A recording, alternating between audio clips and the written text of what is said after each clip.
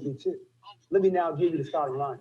We'll start with the active ones first and then move to the passive. Leading off, batting in the #1 position, representing this country, institutional racism. Batting first is... It won't go out.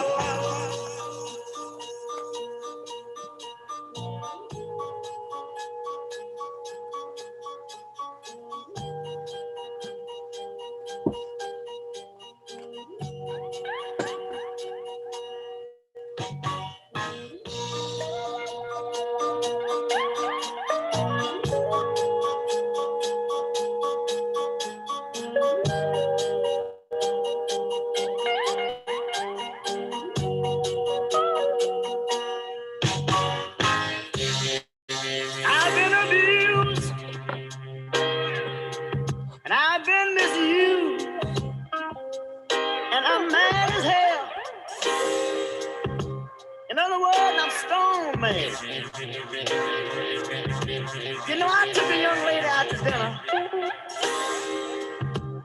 And after dinner, she said, I'm going to have to leave you now. I said, do you mean to tell me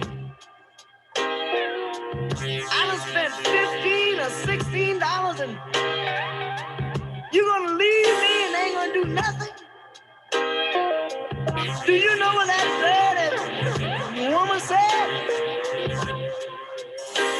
Put her hands on her hip, look at me and say, I knew all the time what you had on your mind, but Joe Simon, it feels that way sometimes.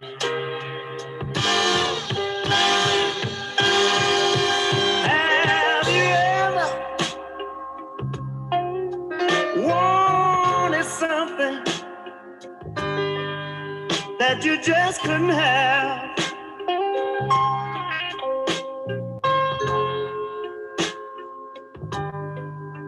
And have you ever heard something funny? It was so funny, but you just couldn't laugh. Oh no. Tell me, have you ever been someplace you was having a good time? Oh, and you just didn't want to leave.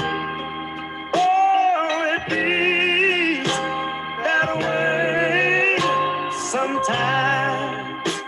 Let me say it again. It feels that way, and let it be that way sometimes. If you don't mind hearing the truth, have you ever loved somebody that didn't love you? It's hard, it's hard. And that somebody you love someone else too. And that pain is so hard to bear. Have you ever been down and out? Felt just like you was about to lose your mind. Oh, it feels that way sometimes. It feels that way sometimes. I want to know, do y'all know what I'm talking about? You see, life is a funny thing, sure. Life ain't always in your favor.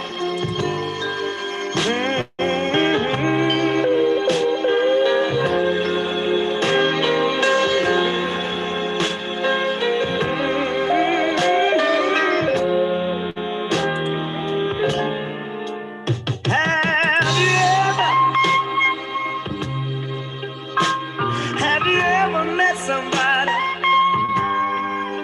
that you really did like? Listen to me good now. And that somebody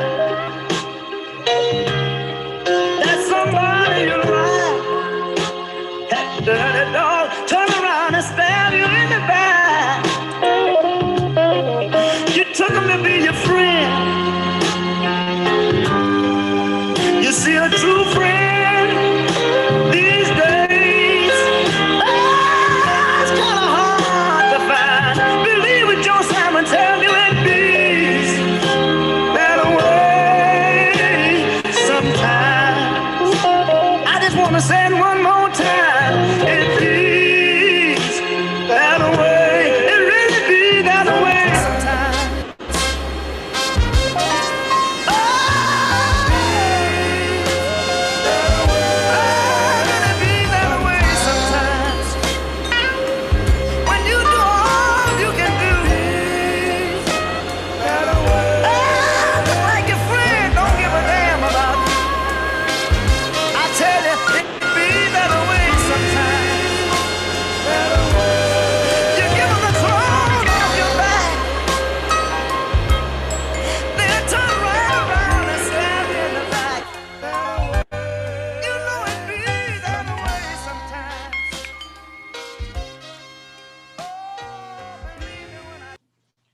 Good morning, good morning, good morning. I'm gonna be ready. Good morning, good morning. Morning.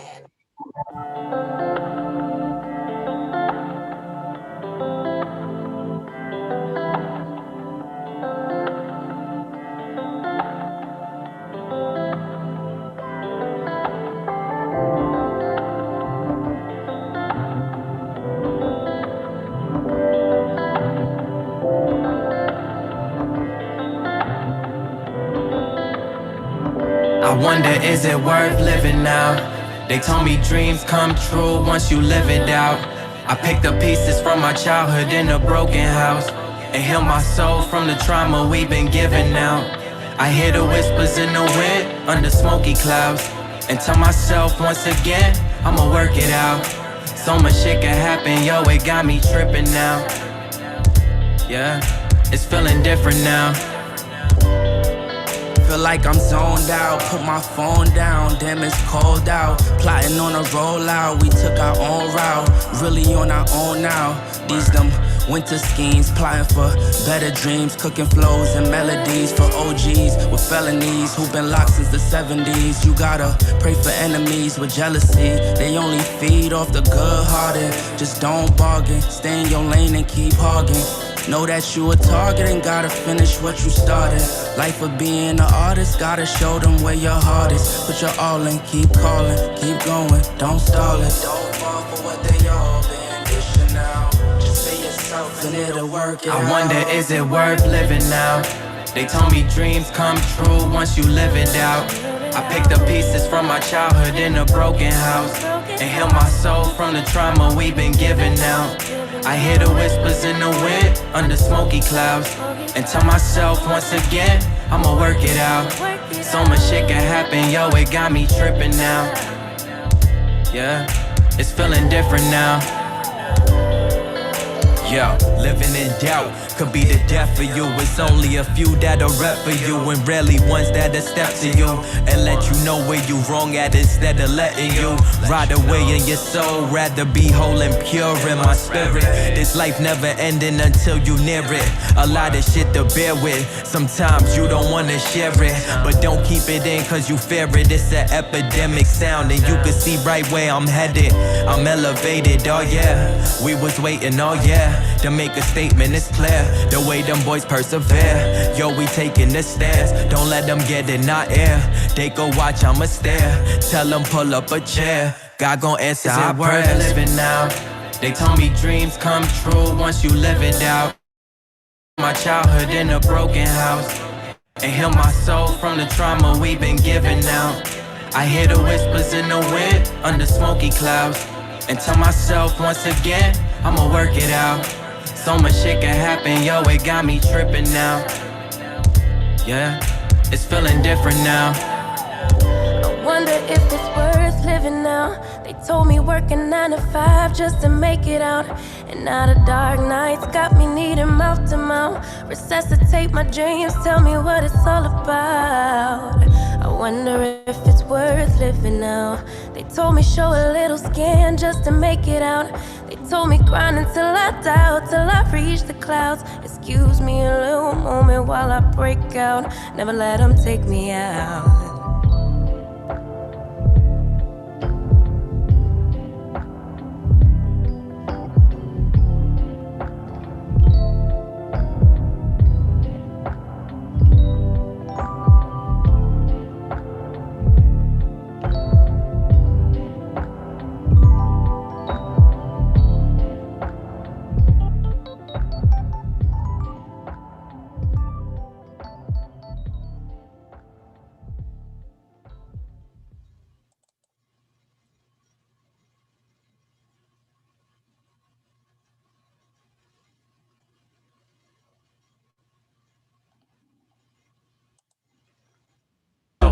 One pop asterisk, commentary classic. Went and tell the news, he told the news and done smashed it. Went around and learned the game and got that game mastered. Say you got the T, but she got the T faster. Fools pull the wool, lambs they laying past her. She's a boss bitch, so you'll never get it past her. Funky Fridays, it be fun if you play it right. Me, I like the ladies, so you see me up on ladies' night. Pat got the game tight, play the game so right, so fly. You can laugh and cry in the same night. One Papoose got to put the name up in lights. One Papoose got to put the name up in lights. One thing you ought to know, you're fucking with a boss bitch. One thing you ought to know, you're fucking with a boss bitch. One thing you ought to know, you're fucking with a boss bitch. Thought you had the game on lock, but you done lost it. What up, y'all? Good morning, good morning, good morning, good morning, good morning. I'm gonna run. Hey, y'all. Good morning. Good morning, everybody. Good morning. I am going to run a film. Let me get some shout outs before I do all of that. Hold on. Let me do this here. Oh, where y'all at? Where y'all at? Okay, right there. There y'all go. Good morning, good morning, good morning, sunshines. Everybody's a sunshine. Good morning, Empress Love. Good morning, Apple Candy. Good morning, Hill. Good morning, Priscilla. Good morning. Yes, ma'am. My baby was like, I'm in school, you too loud. I'm in school, you too loud. She goes back to the schools next week for 2 days, Thursdays and Fridays. How's everybody doing? Let me see them thumbs up, ladies. Let me see them thumbs up. I'm gonna rerun a replay on a film, you guys. So just for a second, because I still have just a little bit some more. Get myself ready. I got to get up out of here. Beauty is here. Pee Wee Mac, what up? Good morning, you guys. I'm up. I'm ready. Yeah, we're running these 12 hours right now. They got us on the mandatory. And I'm my apologies. I'm not popping videos and stuff like that. I will continue to post on the community to let you guys know that I'm okay. I'm okay over here. I still hear all the shebang and stuff out there. I know I'm supposed to bring y'all the news, but most of y'all done saw all the news, because I saw y'all getting up all the news. Y'all like sponges out here. Y'all get the news before I get the news out here. Still a whole bunch of stuff going on, buffoonery, malarkey, all that shit still going on. Yeah, this is that. Let me see if I can pronounce it. Shamal. How you pronounce that shit? CHAMOMILE, mango, y'all. This tea right here is really good, but I would never trade it in from my original tea. No, I will not. Hi, Pernell, Shushan. What up? Good morning. Harlem, good morning, sweetheart. Good morning. But I'm going to go run this video. It's just for, word for thoughts today. You know what I'm saying? It's just word for thoughts today. I love the video. I love his teaching. And that's that. And before I bring up some more stuff to kind of get into, you guys, and that I would like to talk about. And I'm going to hope a person wouldn't mind calling in today to clear up something in the air, about the Dino situation. We going to need to take care of that. Pap ain't going on nobody Dino, that ain't gonna happen. I too classy for that. And I know y'all keep hearing that same video that's being played, and a lot of people don't understand where the video comes from. We have to learn, not we, because that would be undermining people, and everybody is adults. You know what I'm saying? There's no kids out here. These are all adults circulating around here. So if you don't know how to determine when a person is actually pushing some fabrication, some lies up on you, then you're the one that's going to be made a fool of. Amen? Because you can't run bullshit past me. You know what I'm saying? So I'm gonna have to just let that be and run with it. Run the fuck with it. Run, Forrest, motherfucker, run. But pertaining to that video, there is a whole video. Thank you. That's what you got to break it in syllables for me. Is it Camo Mill or Chamoma? What the fuck is it? Break it down in syllables for me, girl. I'll be in the store. I'll be like, I got to go find me some chamomile tea. But it's delicious. The mango is delicious. Now, I wouldn't drink mango juice. I see it in the stores, and I just would not be drinking that. I'm picky with a lot of things, but simple, but I'm picky, I guess, if that makes any sense. Good morning, Basic. Good morning. But like I was saying, when that video plays over there and you hear the disturbance of the yelling and everything coming from 312 is on the video. That video was done a while back. I'm not sure if Queen still has that video up. I don't know. The whole video is there. So, just like you heard the one lady, Latoya X, was saying that, oh my God, I see how you operate. Like you literally take little pieces of something and to make oneself looks really good, and it's so easy to do. But if you play the whole story, you would be able to analyze for yourself why things were said. That's, what did he say? Use your common sense. So when a person is popping you these things and really is press to make it so convincing to you, and you're not sitting back, falling back, asking yourself, my favorite, the 5 goddamn W's. Who, what, when, where, and why. Where is the rest of the fucking puzzle? You can't complete a goddamn story without your 5 W's. You will be left in what they call those type of books that you read out there, those mystery books. Hold on, because she let me see.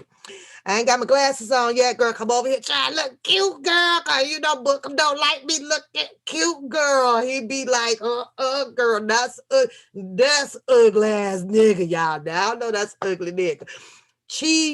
Do I say chi? Like, chi, like Chihuahua? So am I saying Chimomao tea? Is that correct?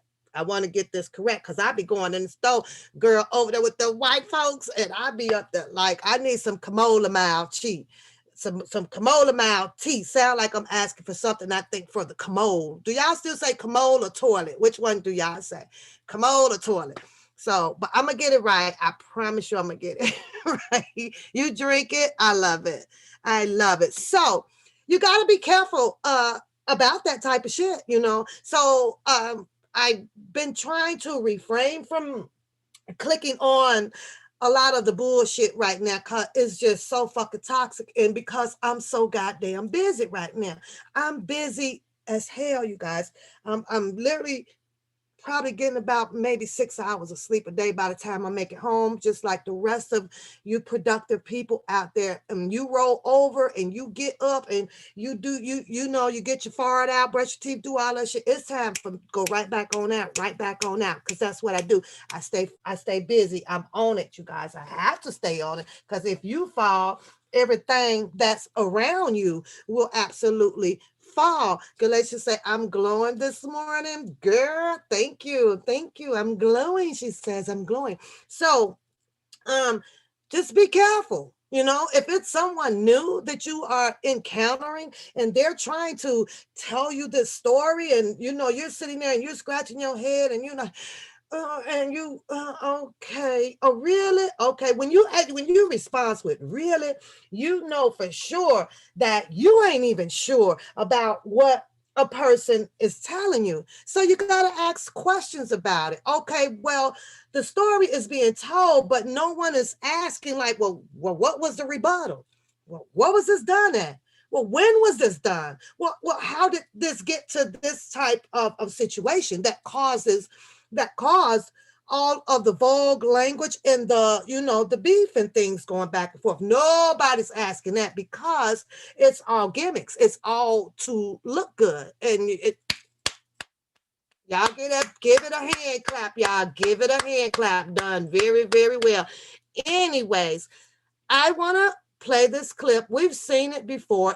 I'm just going to play partial of it and I will be right back. Okay, if that's okay with you guys, I'll be right back. So, but yeah.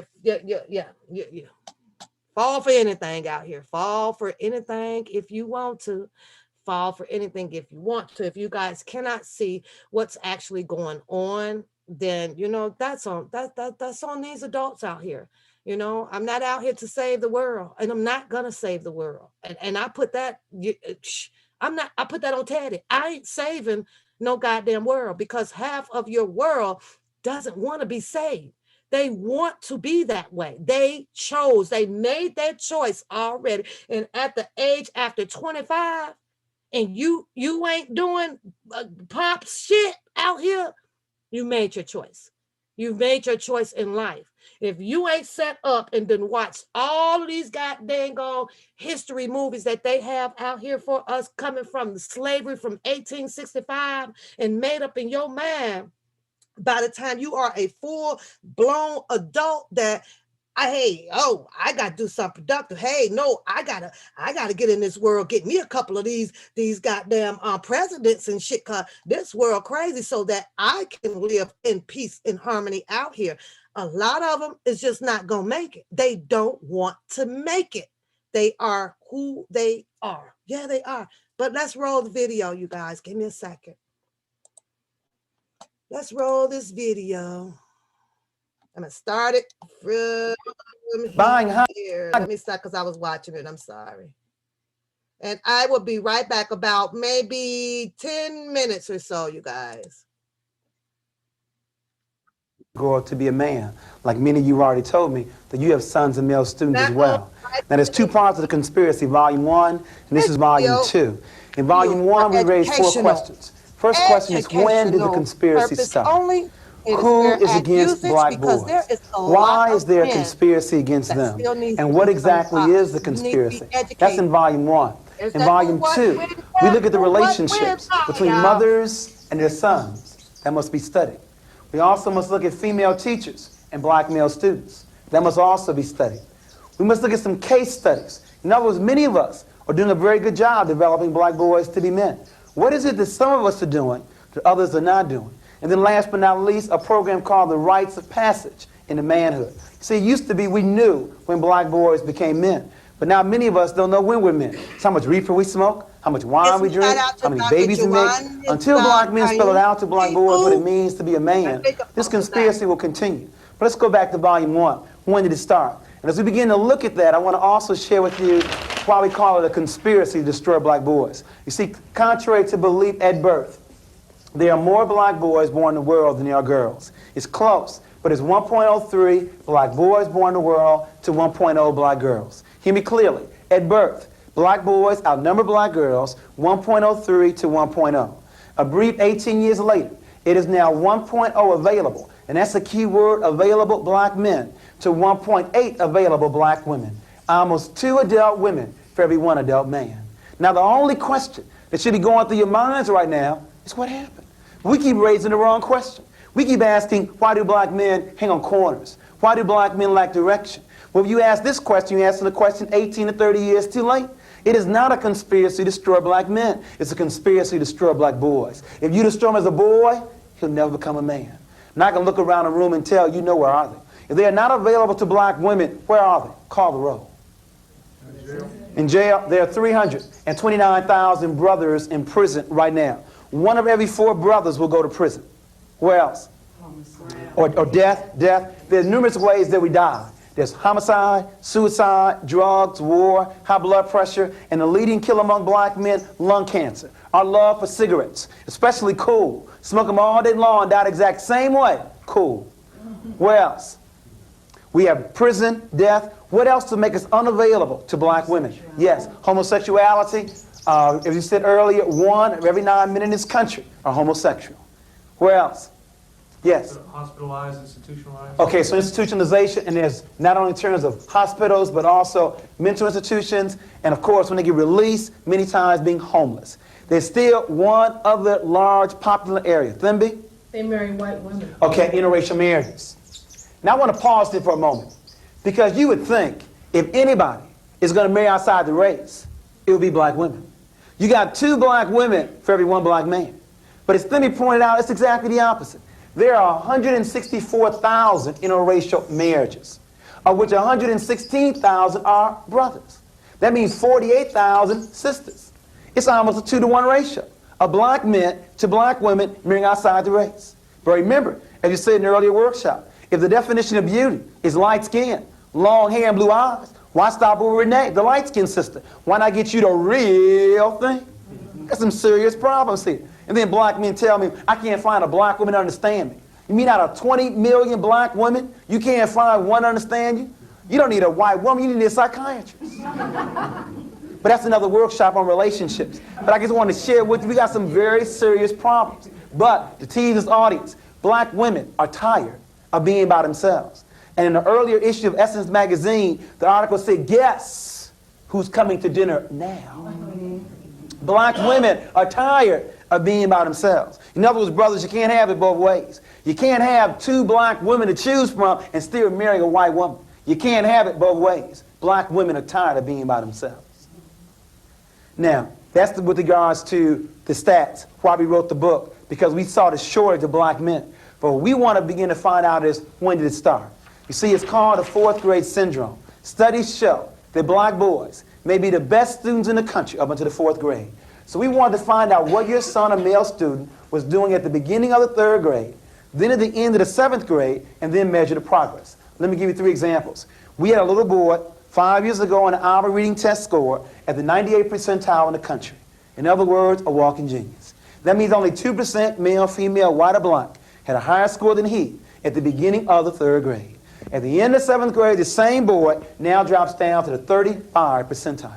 Engineer potential here. Pimp or pusher now. Scores should have improved 5 years. Instead, they only improved 1.3. 2 more examples. We had a little boy at the 92nd percentile. He dropped down to the 24th percentile, and his scores only improved 2.1. But let me give you the average example. We had a little boy at the 63rd percentile. He dropped down to the 4th percentile, and his score didn't improve a year, a month, a week, not even a day. There are 3 critical stages in black boys' development. Infancy to 9, 9 to 13, and 13 to 18. You see, it's easy to see the negative behavior here when he's already dropped out, laid up on some street corner lacking direction. It's more difficult to see it around 9 years of age, when they begin to sit further in the back of the class, when they begin to ask less questions, when their ball becomes more important than their book, when they begin to cheat on their tests. We appeal to you to turn your sons and male students on early. Teach them how to read early. Teach them the beauty of being black and believing in God early. But many of us have waited, and we have waited almost too late to develop black boys to be men. You know what I'm getting at. America spends $2,300 on Head Start. They spend $38,000 on prison. If Reagan wanted to balance the budget, I can show you save about $36,000 per person. It's much easier to educate than it is to incarcerate. Now you raise the questions. How long do you stay in Head Start? Year? 2 years is the most? How long do you stay in prison? The rest of your life? Question number 1. Question number 2, does Head Start work? A 19-year study documents that Head Start works, but in prison, 85% of the inmates that get released go right back in. But as Jesse Jackson says, we have 2 choices. We can either send me to Penn State or to State Penn. It's your choice. We have got to find ways to intervene. Now, we have a whole workshop just on the fourth grade syndrome. I now want to ask you, what are some of the reasons you feel to explain why black students, especially black boys, were doing so well K through 3, and now scores declining in the intermediate and upper grades? What explains it? Yes? I think the learning style changes abruptly in fourth grade from what might have been more right brain activities in the primary grades into all of a sudden all left brain activities. Okay, so a change in learning styles or methodology from the teacher, from a holistic learning style to a left brain. Okay, very good. Any others? Yes? I think that there's a lot of rejection on the part of the female teachers in the classroom. And the rejection increases with the upper grades? Why do you think it increases? Because of the students, perhaps it's his natural makeup, hyperactivity and that sort of thing. And that may be increasing? Well, it may be increasing because we're now expecting them to stay in school or stay in a chair even longer. Okay. Any others that contribute to this fourth grade syndrome? We have a change in learning style. We have the teacher's outlook on the student. What else? Yes? The student becomes more culturally aware and differs significantly from the teacher often. Okay. So the child's now become more aware of their culture and racial identity. Okay. Very good. Any others? The major reason you have not given yet, and maybe that's why this problem is still with us, Terry? First name is? Richard. I'm sorry, Richard. Well, the peer group starts to form and become stronger about the peer And group. that's unfortunate, Richard, that you said that, because as the age increases, peer pressure is on the increase, while parental involvement is on a decrease. I don't know who told parents when your child gets older, they need less of your time rather than more. When I speak to Head Start parents, 80% of them are there. Elementary school, 30%. High school, almost a joke. We have to work on that. That's another workshop, too, on parenting all the way through. Not just in those quote-unquote tender years. But the major reason, it's not on the board yet. Still looking for it. Yes. Go in. I think, too, that young boys, and particularly young black boys, in the primary grades, they have many mother figures. And they have very few men figures, and particularly black male figures. And I think it makes a big difference come grade 4. I agree with you wholeheartedly. I think it's the major reason. And let me now give my first position. I sincerely believe that only men can make boys men. Now, don't misquote me. I didn't say that a single female parent or female teacher cannot rear or educate her child. But she need not do that by herself. What she calls upon her father, her brother, an uncle, a male neighbor, a nephew, a coworker. There needs to be some men in our children's lives. I want you to explain to me how a boy is going to grow up to be a man if he's never seen any. In order to be anything, you must see it first. Remember in the earlier workshop, and I'll go through this very quickly, from the University of Michigan, we wanted to find out what the major influence on children. We said 1950, it was home, school, church, peer group, and television. And then we gave you 1980. Home was still number 1. Peer group in the number 2 position. Television 3. School dropped down to number 4. Church last on the list. Let's go back to my statement. My statement said that only men can make boys men. Now let's see where black boys are going to find men. Let's first of all look at his home. 62% of all black children live in a single-run household. It's a very good chance he would not find a man here. I'm going to hold off on the streets and drop down to television. Can you name me 5 positive adult black men on television outside the news? And you can't name Cosby because his show just started. Name me 5. Outside the news? Outside the news. Jefferson. And you better not say George Jefferson. So they find very few black male role models on television. Now let's drop down to the schools. 83% of all elementary school teachers are women. 95% of all teacher aides are women. And when do men teach? After the critical 4th grade, or they're in the upper grade, or they're the PE teacher, the janitor, or the principal. Very few before the 4th grade where black boys need them the most. And lastly, the church. Most young people, men, don't go to church. And the reason is we lie to them. First of all, we made Jesus Christ white. The man surely was not white. And we have a book called What Color Was Jesus to explain that. He had hair the texture of wool and feet the color of bronze. But secondly, the Lord's Prayer says on earth as it is in heaven. Young people and men want some action. They want some programs. If there are no programs in your church, they will see you later in heaven. As a result of not finding a man at home, few on television, few in school, and not wishing to attend church, the last place is the streets. And that's the problem. The streets do a very poor job making men. They do a better job making pimps, pushers, and a few basketball players. Their hero, Michael Jordan, has said there were 1 million brothers that won his job last year in the NBA. Of this 1 million, only 400,000 will even make it to play high school ball. Of this 400,000, only 4,000 will make it to play college ball. Of this 4,000, only 35 will go to the coveted NBA. Of this 35, only 7 start. And the average life in the NBA is 4 years. You got 1 million brothers looking for 7 full-time jobs that last 4 years. This conspiracy is complex. It goes beyond the NBA. Even schools are in on it. What will be the first thing you see when you walk into a Cincinnati high school? A large trophy case. In other words, even schools give more glory to their ball players than the scholars. That's said in the earlier workshop. Where are the pep rallies for the honor roll? In other words, even schools, I can understand the NBA, but even schools give more glory to their ball players than their scholars. This conspiracy goes beyond the NBA, though. It goes beyond schools. Jesse Jackson is giving you the clue one more time. Is it not possible for a black man to be president? For a white woman to be president? For a black woman to be president? Is the club only reserved for European men? You didn't know that a white boy with a high school diploma makes more money than a white woman, or black man with a college degree? The motive for the conspiracy is clear. For the question of why is there a conspiracy, the answer is white male supremacy. In other words, white men are not afraid of women, black or white, because women have no power anywhere in this world. The threat to European men will come not from women, it will come from other men. And the best way to destroy black men is to destroy them as a boy. The motive is white male supremacy. But before you get comfortable blaming somebody else, let me make sure we're clear. On a conspiracy, there would always be two. You see, you have the active conspirators, and you have the passive conspirator. See, it's like child abuse. There were always two. You have the father who does the beating, active. But you have the mother who turns her back, passive. Isn't apathy, indifference, low expectations, buying hot goods in the black community, isn't that also part of a conspiracy? You have the active and you have the passive. In a conspiracy, there will always be two.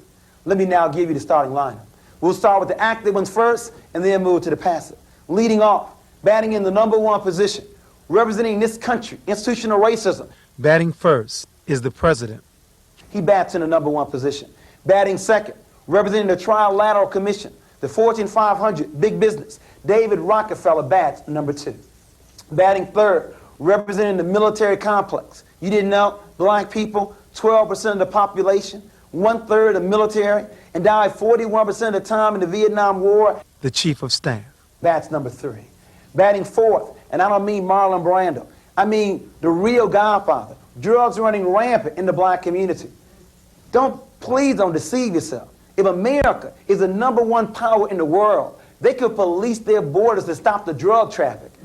These men and what they represent intentionally want to make sure the black boys never grow up to be men. But remember, they got some help from some of us who really like black boys, who may even have black boys at home, just didn't know any better. To my understanding, we're almost done here. He really just broke down really the elite part of the United States. He seriously just broke down the elite, I'm gonna say, handlers of the United States. Just them 4 that he put up on that board. That's bingo right there. That's our problem right there. It's whatever they says, what they rule, how it goes, and if it's not followed, yeah, you're in trouble. You're in some type of trouble out here, conspiracy type trouble. Whichever form of fashion of way that they choose to put it down on you. You follow our rules and you're pretty much good to go out here. Meaning with your president, Rockefeller, Unenberger, and Godfather. They put them drugs out here. They put those drugs out here. It was intentionally for you to buy these drugs, drive yourself crazy, cause yourself death, kill other people, kill and destroy. Put it right on the board for you guys. And so we bat number 5 through 9. Batting fifth, not all, but some mothers who raise their daughters and love their sons. Batting sixth, some female teachers who don't understand that boys have different learning style than girls. Batting seventh, representing the media in this country, shows like Gary Coleman and Webster. Shows that make me sick. Shows that illustrate that black men cannot raise intelligent black boys to be men. In other words, we need a white father for Gary Coleman and for Webster. It's all part of the media image. It goes all the way back to Tarzan, all the way back to Superman, all the way back to Rambo, to Rocky, all part of white male fantasy trying to control the world. It's all part of a scheme. Make sure you heard me.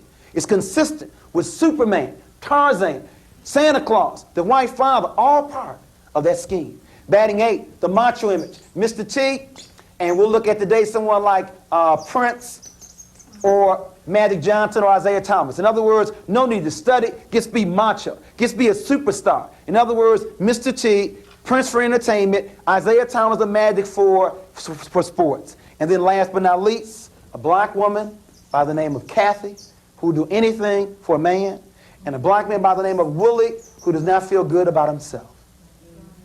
You see your faces right now. Who's Kathy? Who's Kathy? You have to stay to the end to find out who's who. The starting lineup, Reagan, Rock. No, you don't know who Willie is, though. We got a new theory for you now. We're here with Donna and Kathy, but now we're going to give you...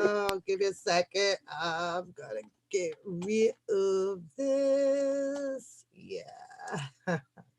Who is Kathy? Who is Kathy? Who is Kathy? Who is Kathy's? Who is Willie? They don't change unless they choose to change. Their choices that they are making is what they will, because of who they are, because of what they're conditioned. They're conditioned that way. I don't care if it's for entertainment, that's fine. But when you're conditioned that way, this is what they will do. Lie, cheat, steal, commit murder, you name it. Those are your Kathys and your Willies. Have no interest in knowing that where we are being set up at, where we are actually being conspired to be conditioned that way. They don't care. I get it that all of this out here is entertainment. I do a lot of entertainment. My shit just be shits and giggles over here. I'm not crazy, you guys. There's absolutely nothing wrong with me. The only thing that I can say about ONEPAPOOSE, and I do pat myself on the back, and that was staying clear out of so much bullshit that I saw out there evolving around Mr. Cali. It don't make no sense. I seen it from the beginning. When I said it was toxic, when I said it's toxic, I was talking about just everybody. You know, the way that they are, their persona, their actions around him of doing harmful things to him, and toxic with people battling back and forth with each other, you know, things like that, the threats and stuff. It's toxic. Those are toxic people. I made a choice long ass time ago, from growing up on the west side of Chicago. I used to see it all. Come outside, the drug dealers and the drug smokers, they out there 7, 6 in the goddamn morning, waiting to rob somebody, break in your car, come in your house, steal your bike, do all kind of shit. And I used to step out on the porch like, oh, hell no. Nah. You know, they speak, hey, you got $5? No, I ain't got $5. I ain't got no money. I'm young. What the fuck I look like I got some money from? I'm like 10 years old. Hey, I got some money from, you know? You want to buy this? Can you buy this? They come around with stolen wrenches and shit and tires and shit. You get sick of that shit, right? And so as you grow older, you go off, you go to school and everything, you try to still come back, and the shit's still the same, right? Now you got children. You got children. Got to make up in your mind, what is it that I want to do with my children? Some of us become so laid back.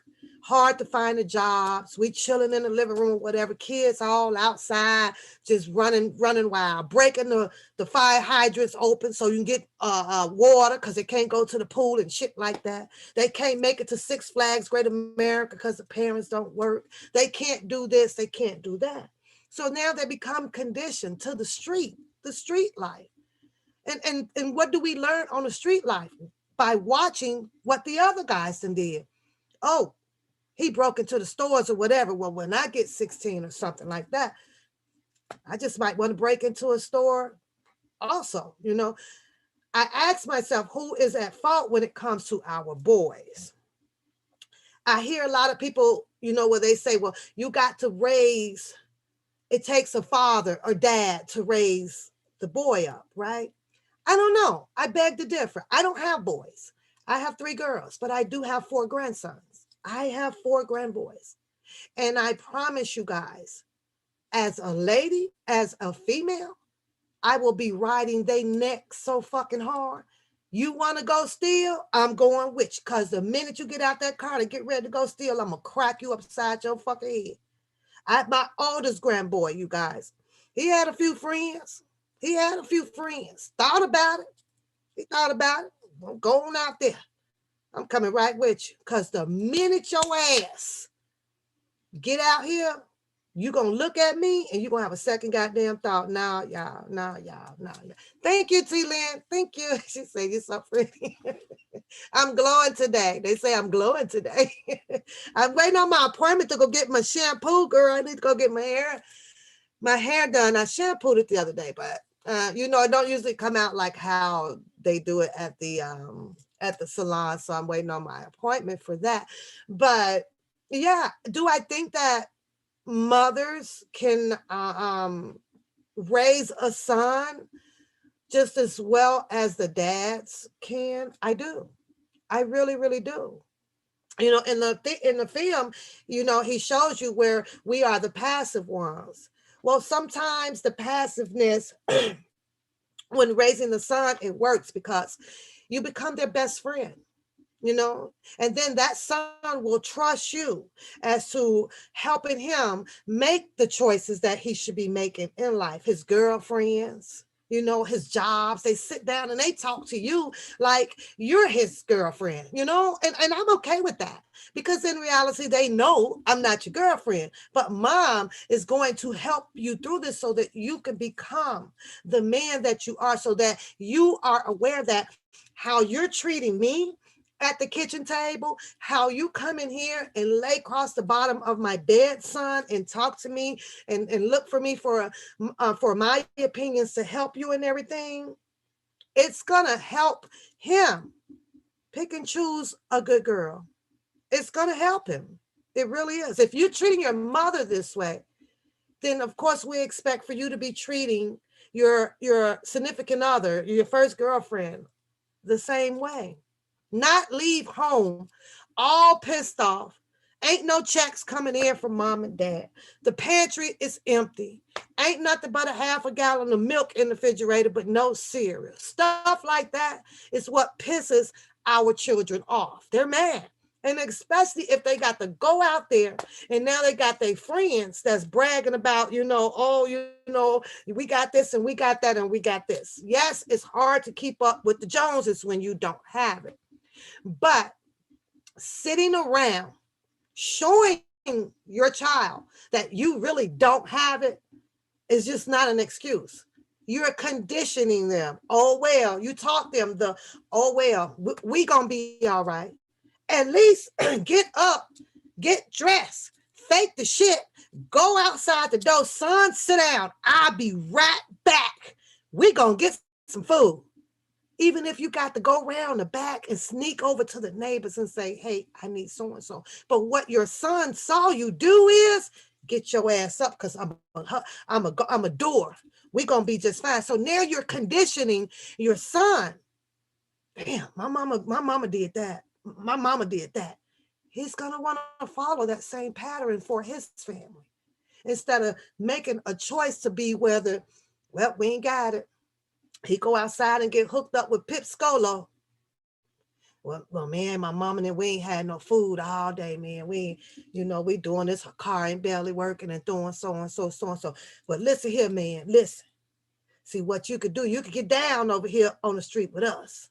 You can get down. I got these packs right here. You going to put these down on the corner right here. What you going to do, you going to make like 10 bucks off of every 100 that you sell, you know. That sounds good. Because all he knows is I'm finna make some money. Doesn't knows about the consequences and things that's behind it. Doesn't knows that the person that you're out there working for or you're ganging with is not gonna have your back. Not at all. Hold on, y'all. Mom's calling. Hold on one second.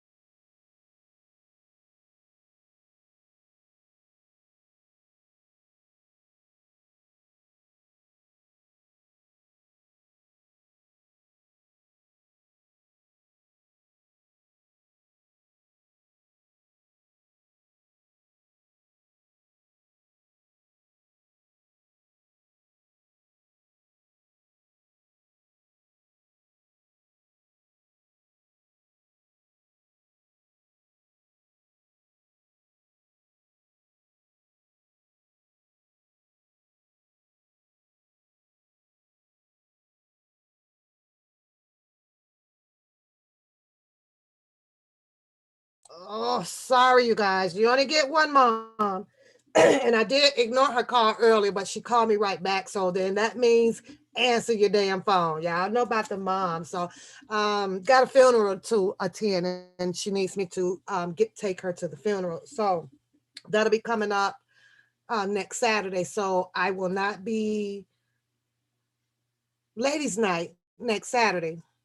Yeah, next Saturday. I have some things to take care of next Saturday. So, but yeah, so that's how, that's pretty much, how it goes out there, you guys. It's like us ladies can do it, but you have those that are, it's already a little too late for. It's already a little too late for us. So good morning, you guys. Good morning. Good morning. Good morning. Everybody's coming in. Hey, Shady. Hey, hey, hey. Hey. I don't Oh, there's T Lynn is here. I had to go back and check and say, oh, because y'all know I get to running my damn mouth and it'd be like, oh, here she go, here she go. But the clip is something that, I always go back and I rewatch it and I rewatch it. You can never get enough of education just to see where you probably are making mistakes at and make some changes to it. Everything is conditioned. Learn behavior. So I was hoping someone would show up today. There is another person in the room and I'm not going to ask her to call in. I'm just going to touch on it just for a little bit. There's some things that is going on in the YouTube streets, you guys. And is it overwhelming? Yes, it's very overwhelming. We have the Walk for Chaos coming up. And I'm going to say this because it needs to be said. I can't make anybody come anywhere. I don't want anybody to come on my cognitive. I don't want you there because of me. It's not about me at all. if you're coming to the Walk for Kills and you have not been distracted or harassed where you're scared to come, or if you have fallen for the distractions of lies about ONEPAPOOSE, then don't come. You know, if you feel that type of way, if you feel that what is being said and I can't walk, you know, go because she's coming out or this or that, because this is, like I said, this isn't my protest. This isn't my walk. This isn't my rally. This is all of us that would like to walk for Mr. Kelly, doing his journey with the system, his justice for his rights. This is what we're walking for. So I wanted to clear that up. Don't come out there because I'm there. Because when I leave there, I won't be leaving with I won't be leaving with you guys. I won't. I come back to my normal life. You guys go back to your normal life. I don't give a damn. And I'm going to have to be perfectly honest with you guys because we're all adults. We're all freaking adults here. I don't give a damn, you guys. Doing things in Chicago is a choice that you guys get to make to do. I'm not that party type person. I'm not. I used to be in my 20s. I used to skate till 5 o'clock in the morning at Midnight Ramble. I did. But unfortunately, I outgrew that shit. I realized the trouble that you can have going into clubs and things like that. I go to the comedy club here. I do. Hello, Rita. I do.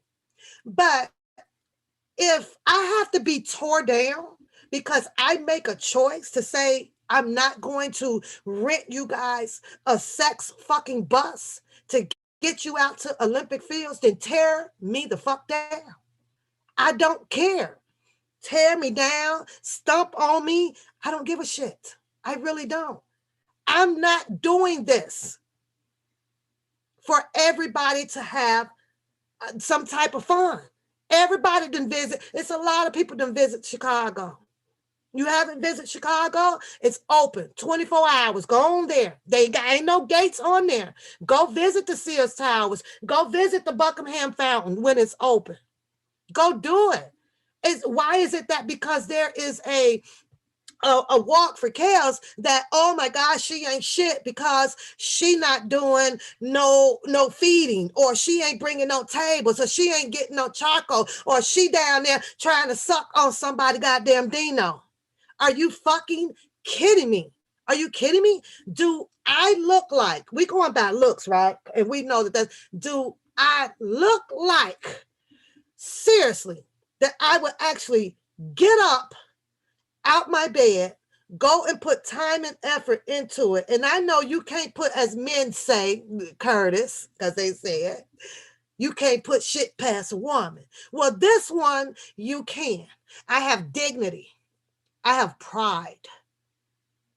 I don't have low self-esteem. And I'm showing the fuck not thirsty at all. None. I don't rip up behind a man. I respect men that respect me. I do have lunch with men if I'm invited. I am a female. That's the way it's supposed to be. Male, female. Doesn't mean that you get to lay down. I want to lay down, sleep with you, and suck on your Dino. That's just not my type. For all of the people that are so fucking blind to everything, like I said, video was done. Young lady was on the panel. She was there, oh, okay, okay. But this is how you know, like I say, this is how I know when a person is fucking lying to me. When you are really, really, really trying to convince me of some shit, you're lying to me. You're lying. Tell me the story, the whole fucking story. Let it be. Now let me decide what I want to think about your goddamn story. I was nowhere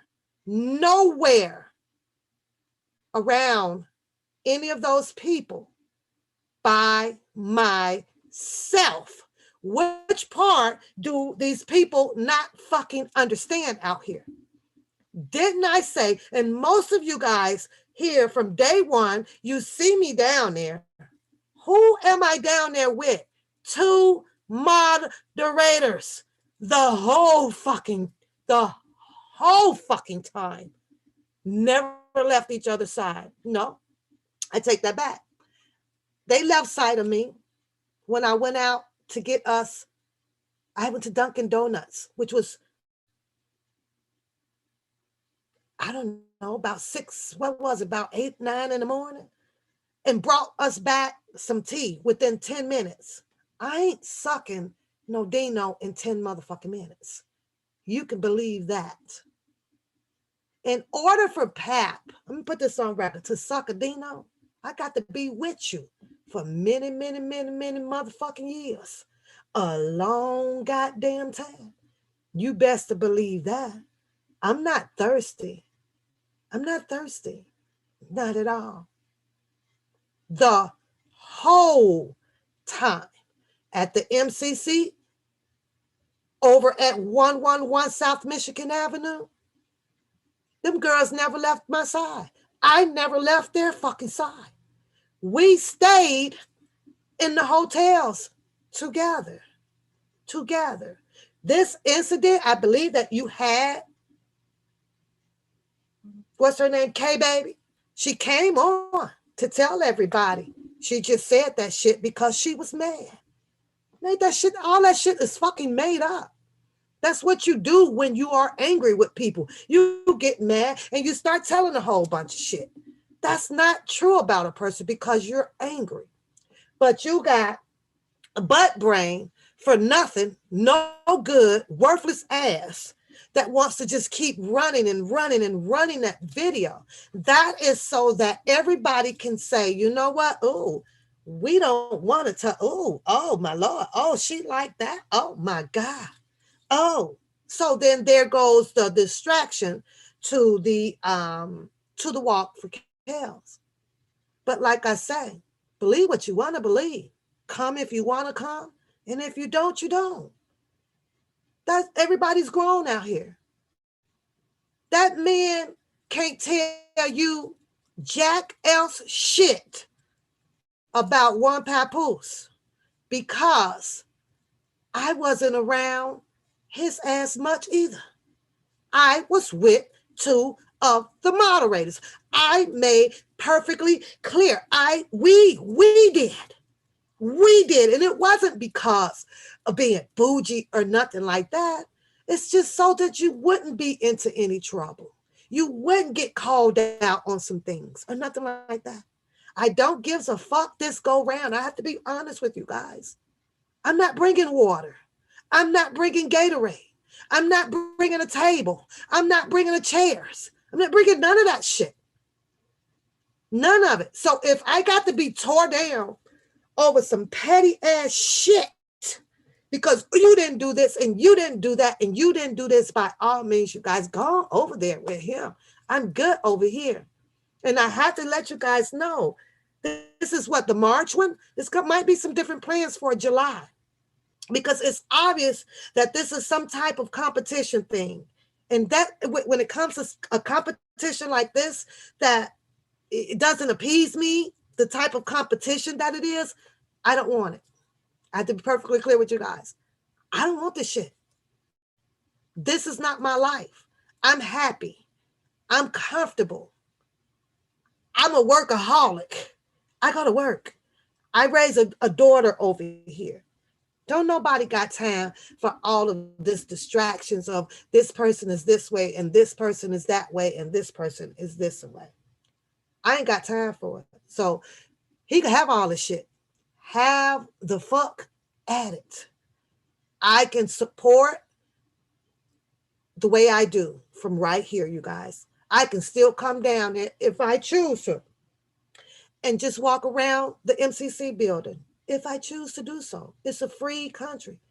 And I am a free person. I'm not in slavery. Not at all. The shit is hilarious. And it's all day, you guys. It's all day. Y'all don't think that that's that there's a problem? There's a problem? The one wet this, one wet this, one wet this. It's like you're obsessed with me. You're obsessed. All these old people, this and these old people come with knowledge. They get finer, just like wine. You have a problem with me. I don't know if it's intimidation. I don't know what the fuck it is. He has a serious problem with me. You guys know when we first met, Empress. You remember when we first met, Trevor? You remember that? We were in the car. When we heading to the hotel or something, and Trevor was like on the like getting out, parking his car or something, and we pulled up to the side of him. Now I ain't gonna lie, cause I'm a female, right? I'm a female. Empress a female. We ain't know Trevor from a can of fucking paint. And just like anybody else, it didn't even have to be Trevor. I'm downtown, I'm free. I'm kicking it, right? I was like, oh, shit, who, you know, we was, oh, damn, who was that? He's a fine, handsome ass fucking man. He's fine. He's fine to me. May not be fine to you guys, right? That was it. We pulled up. We introduced ourselves. We headed to our hotel. Does that mean that I'm going to suck his fucking Dino? Are you guys out your fucking mind? Is that nigga out his mind? Is it because you're such a fucking freelancer on probably sucking on any fucking cooter-rooter out here? So you just think that I'm the same way. I ain't freelancer, nigga. I'm not a freelancer. I'm protective of this. We didn't know him. So you gonna tell me that Papoose just jumped up for the day, came down to a walk, and felt like sucking on a Dino.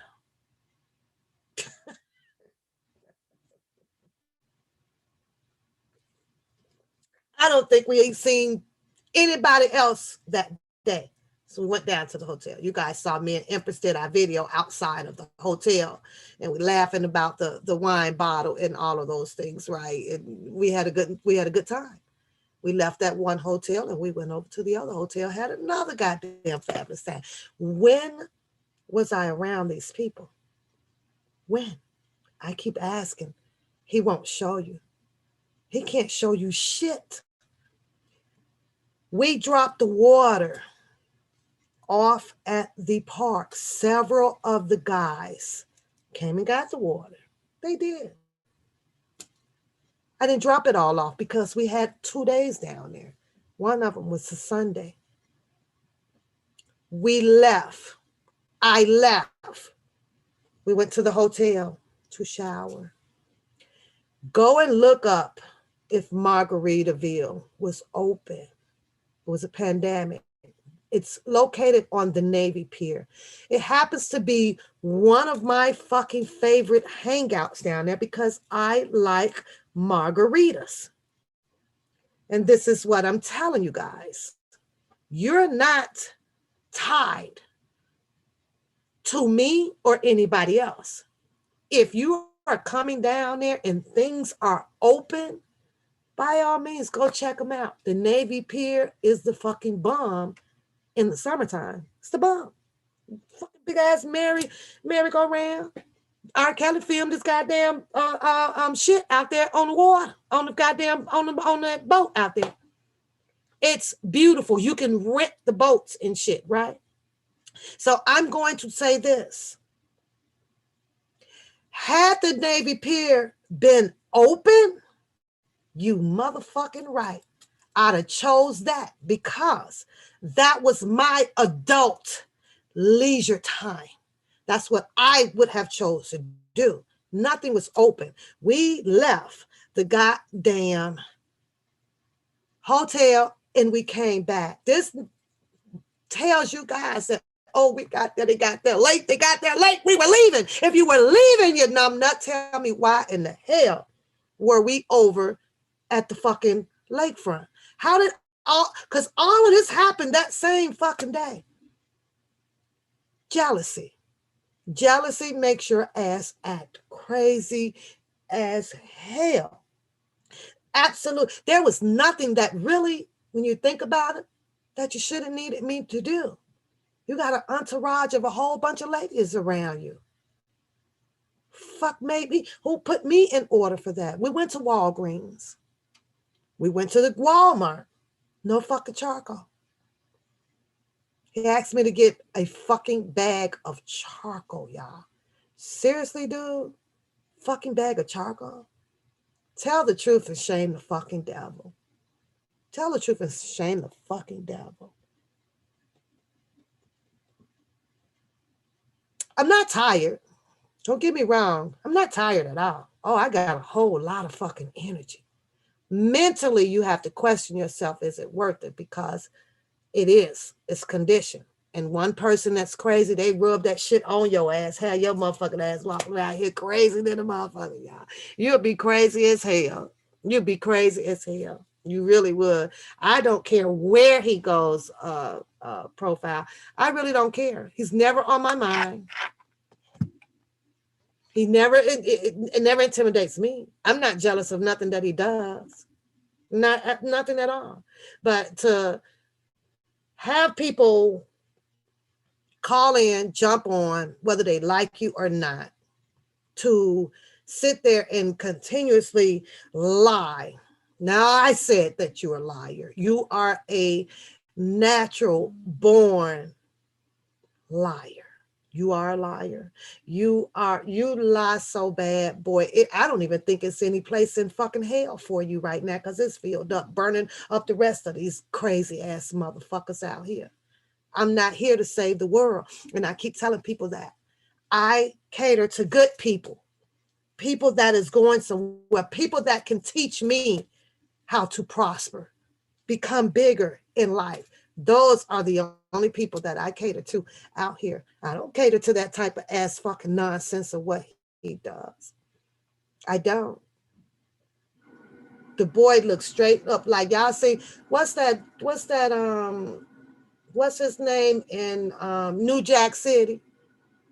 Smoke, what's his name? What's his name? Not Chris Tucker. Chris Rock played that scene. And he was sitting there in that room pulling real hard on that pipe. You know what I'm saying? And I used to grow up like on the west side, right? And I used to laugh at him because I've seen quite a few people doing it, right? I was like, boy, you sure can pull on that pipe like that. You sure can suck a mean dick. I'm just saying, you practice it. You done conditioned yourself. You can suck a mean dick now. I'm just saying though. But that's what it reminds me of, right? And when I watch New Jack City on that part, right? Let me see if I can find it because it's funny as hell. Hold on. That's what it reminds me of. And it scares me, right? And I show my grandson, right? You know, because they hadn't seen all of those type of movies being in the new generation. So I showed him and I was like, you see how he acted? And then on Friday, how he run down the street in your fucking underwear. See that? Because you never know. You never know what that stuff is going to do to you. You never know. You're never gonna know. Pookie, yes. Let's pull up the scene of Pookie. Let's do that. Let me do that. Show scene of Pookie getting high in New Jack City. There we go. Let's see.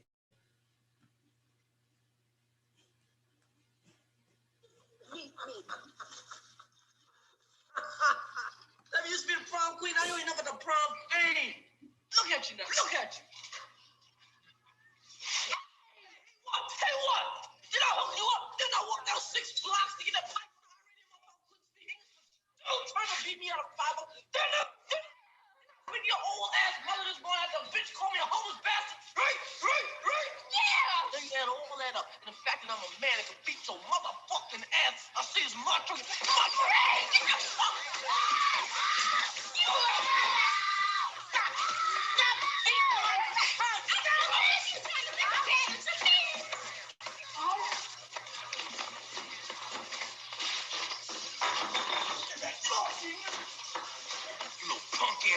Girl, listen, turtle, use a poor excuse for a brother. Ah, shit, man.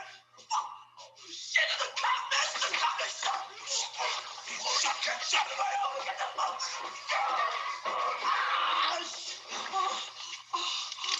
You don't shut up, I'm gonna blow your brains out. Come on, man, don't hurt me, man. Shut up. I know I was wrong being on that girl, man. This crack shit, man, it's got me, man. I don't got no control over it, man. I try to kick, man. Shit just be calling me, man. Be calling me, man. I just gotta go to it. Need help, man. Come on, man.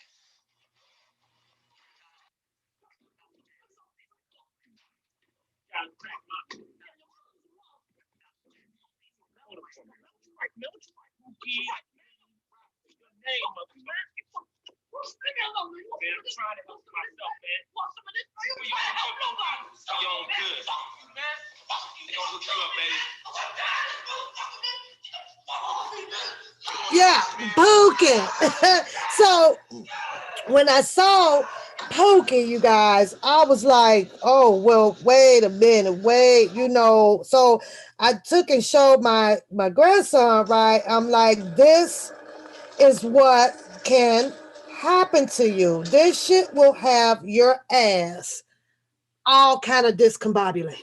It'll have your ass. And then it has you hard as hell too, right? You the hardest motherfucker out here. You the baddest ass nigga boy. You could fuck up everybody. You could do this. You could do that.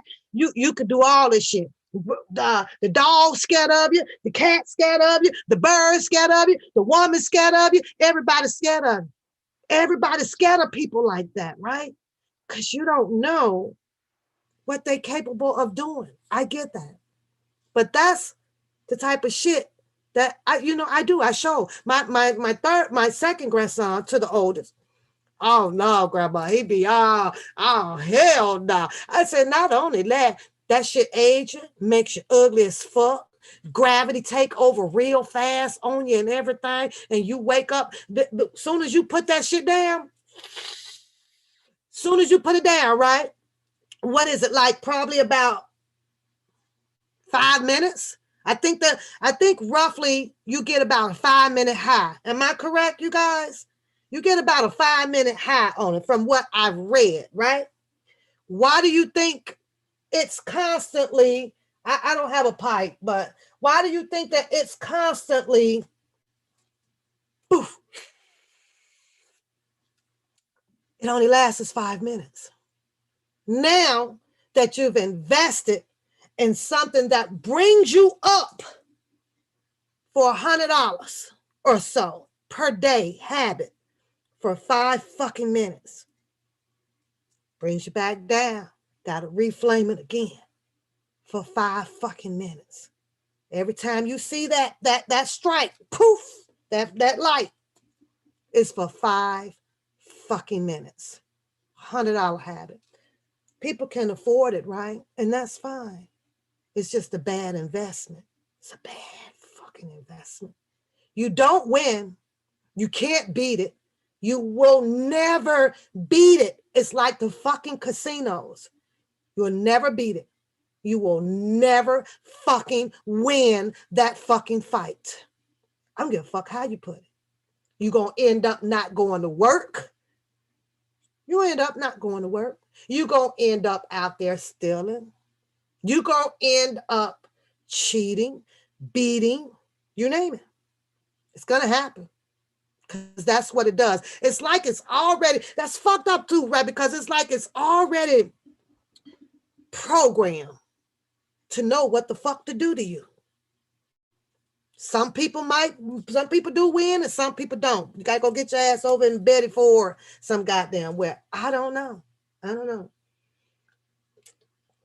Me, I've always have been scared of it. Never smoked weed. Everybody tried it. I was in high school. Everybody tried the weed. But I used to look around and I'm thinking, okay, what is the outcome of marijuana, right? Let me see what the feedback is on this shit, right? I'm watching all the girls in high school, all my friends kicking with it, and all on the bus riding up and down, Pulaski Street up in on the west side, right? The only thing that I saw that came out of that was giggling and eating. Motherfuckers would be giggling their ass off at some shit that wasn't even funny. Like you can literally look at a person and you just start laughing. Like, nigga, like what you see? Like what the fuck? Like, and then all of a sudden, they just everything. Eating every motherfucking thing up. Every goddamn thing. Every goddamn thing. Is that what this shit do? And I was like, well, why would I need to smoke that to have the giggles? Why would I need to smoke that to be relaxed? I'm always relaxed. I'm always chill. I didn't need any of it. So, you know, and I got talked about. I had the peer pressure put on me in high school and everything. Oh, you know, go on, you papoose, you need to go on, hit that. You need to go on, hit what? No, I'm good. So that's how, when I got ready to fit in due to the peer pressure, you guys, I lucked up and was like, oh, okay, well, let me try this Boone's Farm. Boone's Farm is the most that I have done when I was, you know, around all of the peer pressure. These motherfuckers out here smoking all this goddamn blunts and weeds and my ass. I'll go and get that back then. I think it was like $1.79 for, you know, little pretty little bottle, the pink. They had blue, they had purple. Oh, shit. I was like, okay, cause I had to drink some pretty shit, y'all. I was like, drink some pretty shit. That was then, right? So I was stuck on, and that was it for me. I never needed anything to bring me up, to bring me back down. I don't need anything to make me smile or to make me giggle, to make you giggle, because that's what it does. I'm going to get high. I'm going to smoke my pipe, and then I'm going to come on here, and I'm going to tell a whole bunch of fucked up ass jokes and lies and stuff, and you guys are going to laugh at them. And me, knowing in my right sense that you ain't laughing at my corny ass shit. You're actually laughing at me, talking about me behind my back. You think I don't know that? You think I don't know that that's how it works? Because it does. Hello, 777. Hello. That's how it works. And all the time that the hundreds of dollars are being spent, right? You feel like you're balling. You feel like you loaded with money because you can afford this shit, right? Not knowing that there's a whole bunch of investments, whole bunch of college tuition money needs to be set up. You could pay even more into your private 401k. You go to the bank and open up that shit and build that shit. Yeah, you can. You can have it where your kids, like I say, can go to one of the best colleges paid cash for. Every time you go and you drop $100 on 2 bags or whatever, I don't even know the price of the shit, you know. I don't even know. I challenge people, this is what I used to do. Drop 100 over there, and then when you get done, take the same 100. Put it in your envelope, because I like to do the envelope method of payments, right? I do. If I know there's something that, let's just say, for instance, putting a roof on his house. I don't want to pay $5,000 in cash. I'm going to do an envelope method. That's what I do. If I go and spend $200 on my Air Max, and I already know that I got 10 pair of Air Max sitting up in there in that closet, I'm going to damn make sure that I done put $200 towards something that I know I fucking need. A lot of people don't do that. That's how you know if you can afford one habit over what you really need. What you really need. And most people out there, they're going to choose the fucking habit. I can get to this later. I figure this shit out later because I got to do my habit right now. That's just people are. It took me a while. I want to say I was probably about 26, 27 before things just start popping in my head, just clicking in my head. Like, what the fuck? Like, what the fuck? What the fuck? I'm going to Vegas. I'm in Vegas, y'all. Because I came out of college. I have 2 years, associate fucking degree. IUPUI. That's right. But you know what I was doing? I got a college goddamn American Express card, y'all. Man, that it was about $50,000 they dropped on me. 26 years old. And my ass took a hurry up for summer vacation. I was in goddamn Vegas just swiping my ass off, y'all. Beep, having a good time. Going to the shows, going to the casinos, horse carriage rides. I'm riding and fucking, you name it. That motherfucking bill must have came. I was like, what the fuck am I supposed to do with this? I'm at 26 years old. Fuck am I supposed to do with this goddamn high ass bill? Tell you, came to my mom's house. Comes to my mom's house. My mom was like, I didn't know you had American Express. So my mom was like, oh, well, I'll open it up. You know, my mom opened that shit. I was like, what the fuck? You spent 50? I was in Vegas for 2 weeks, me and some girls, right? Treating them too and everything, right? But see, they didn't have to help pay it back. They was gone. We had a good time. Pap sitting over here with this motherfucking bill like, oh my God. And you know American Express back then, you had to do 30 days. You had to pay that shit in lump sum. I was so glad that they end up changing their fucking rules over. Not, you know, where you have to, you know, you could now pay this and pay, you know, it works just kind of like the regular credit cards, right? But back then, when American Express dropped out here, shit, your full payment was due, right? I was like, oh shit, I ain't know what the fuck to do with that card, y'all. So luckily my mom helped me out. And I had to work, you guys. So we was banking that car with, I'm doing 800, she doing 800. I literally had to live very, very frugal. I mean, very frugal, like sandwiches and shit. Like seriously, I couldn't buy no shoes. I couldn't get nothing. I was stuck in all my old shit, right? My mom stayed on my ass about that shit, right? Nope, you want my help? That was the, you know, you got to do this. I had to follow by her rules to keep from fucking up my credit at 26. And I thank God for my mom with that, you guys, because she came through on that shit. I was like, what the fuck? She was so mad at me, but I had to play by her rules because I needed her help. Mom came through and helped me, and I did everything that, you know, that she had expected for me to do to get that done, y'all. But that American Express card back in the day, that shit wasn't no punk. And I was living large. And it took me in my 20s to really know right from wrong. 27, I knew right from wrong. I knew it. You couldn't get me to come out here and fuck up and do no more. And say, hell to the no, not because it's painful. It's very, very painful. But yet then we get to sit here and watch. What time is it, you guys? We get to sit here and watch people that is way over their 20s do some crazy fucked up ass shit for YouTube. It's for YouTube. It's for the clout. It's for the views. It's for the notarization. I am somebody. That's what you see out here. Pap ain't did shit, y'all. You make your choice. You go wherever you want to go. You do not have to come down to the walk because ONEPAPOOSE will be there. You don't have to do that. He's distracting. He's trying to tear everything apart. It doesn't have to be that way. If it's for Mr. Kelly, then go do it for Mr. Kelly. What's the big problem? Now it's about telling everybody goddamn business and this or that. You guys saw my house up. It's my motherfucking house. All of y'all are invited to my motherfucking birthday parties. How about that? I live safe. I live fine up here. You guys will love it up here. It's nice. I saw one comment over there on one of the, on something, right?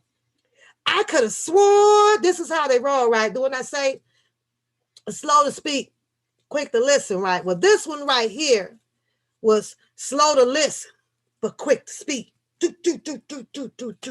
I know she a liar. I know she a liar. I know she a liar because I remember her saying that she is from Chicago. She live in Chicago. Did I ever say I live in Chicago? Put a one in the chat if I did. If I never said that, if I said that I am from Chicago, put a 2 in the chat. Did I say that I live in Chicago? How did I ever say that I live in Chicago when everybody is seeing me or hearing me saying I'll be in town? So you got a numbnut over there, mad as fuck. I'll never follow her. She's a fucking liar because of where the fuck I live. Make that shit make sense. Because of the where the fuck I live at, I can't do her because she lied about where she live. What? How about where I live wasn't none of your motherfucking business? How about that part? Why is it imperative that where I live was anybody's freaking business? Why? Hello, Beverly. Hello, Daz. Why? But this is why she can't follow me. Check that shit out. I hate using the word follow me. Don't follow me nowhere because you don't know where I'm gonna lead. Hopefully it's to the positive land. That's because that's the only way that I go. That's it. She can't fuck with me because she said that I lied and said that I live in Chicago. I ain't never tell nobody where the fuck I live at. I never did. Do y'all recall me telling anybody where the fuck I live at? I said I am from Chicago. And with that being said, what difference does it fucking matter? It's a free goddamn country. Do you think that all of those people who are up there protesting for Floyd, Mr. Floyd, may he RIP, came from that same motherfucking state up there? Do you think so? Because I don't think so. People travel. People do what they want to do. They want to do. But because a person lives there, that's who the righteous person is. Do you know that some of your mayors and your senators and all of those stuff don't reside sometimes in the same state that they live in? I'm pretty sure Miss Blackfoot don't live right there in the heart of Chicago. Pretty sure she don't. So you better not follow and believe her either.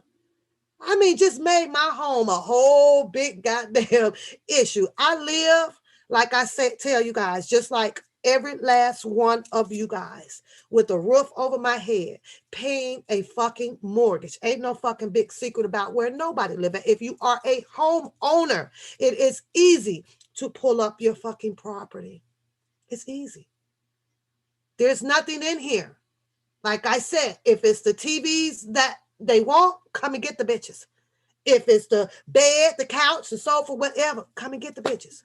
There's 4 doors coming in this motherfucking house. 4. You break in here, now you got to get the fuck out. You're going to have to find your way up out of here. It ain't that fucking easy to get on up out of here. If you coming up in here on bad intentions, it ain't that easy to get the fuck up out of here. Trust me on that one. I know a lot of you guys, everybody is concerned about, well, ONEPAPOOSE this and ONEPAPOOSE that. There's nothing to be concerned. The same way you guys have your privacy going on in your lives is the same way that I expect to have my privacy in my fucking life. What I do, who I do it with, how I do it with, it's my business. It's not going to get Mr. Kelly out. It really isn't. So he could sit over there and scream and play that video 50 trillion times. Pap ain't sucking no strangers Dino. And at that time, Trevin was a stranger to me and the moderators. Go play. Hi, Jude. Hello. Go play the fucking videos. I keep telling everybody that. I have not taken down much of anything of my videos. People doesn't want to do that, though. You want to go laugh at the part that's playing. That video, if it's still up on Rolanda's channel, to get a clear understanding of where the anger came from. And it's because at that point of time, we were going back and forth. We were actually laughing. I was cracking my ass off at the shit, to be honest with you. I was cracking my ass off at the shit.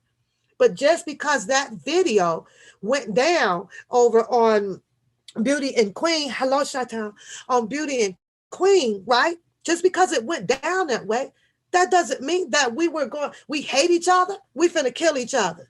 We said some things. She said some things. It was supposed to be said. It's called a normal goddamn reaction. It's called a normal reaction. That's what happened. But he got to go play it. It's like, oh my God, she's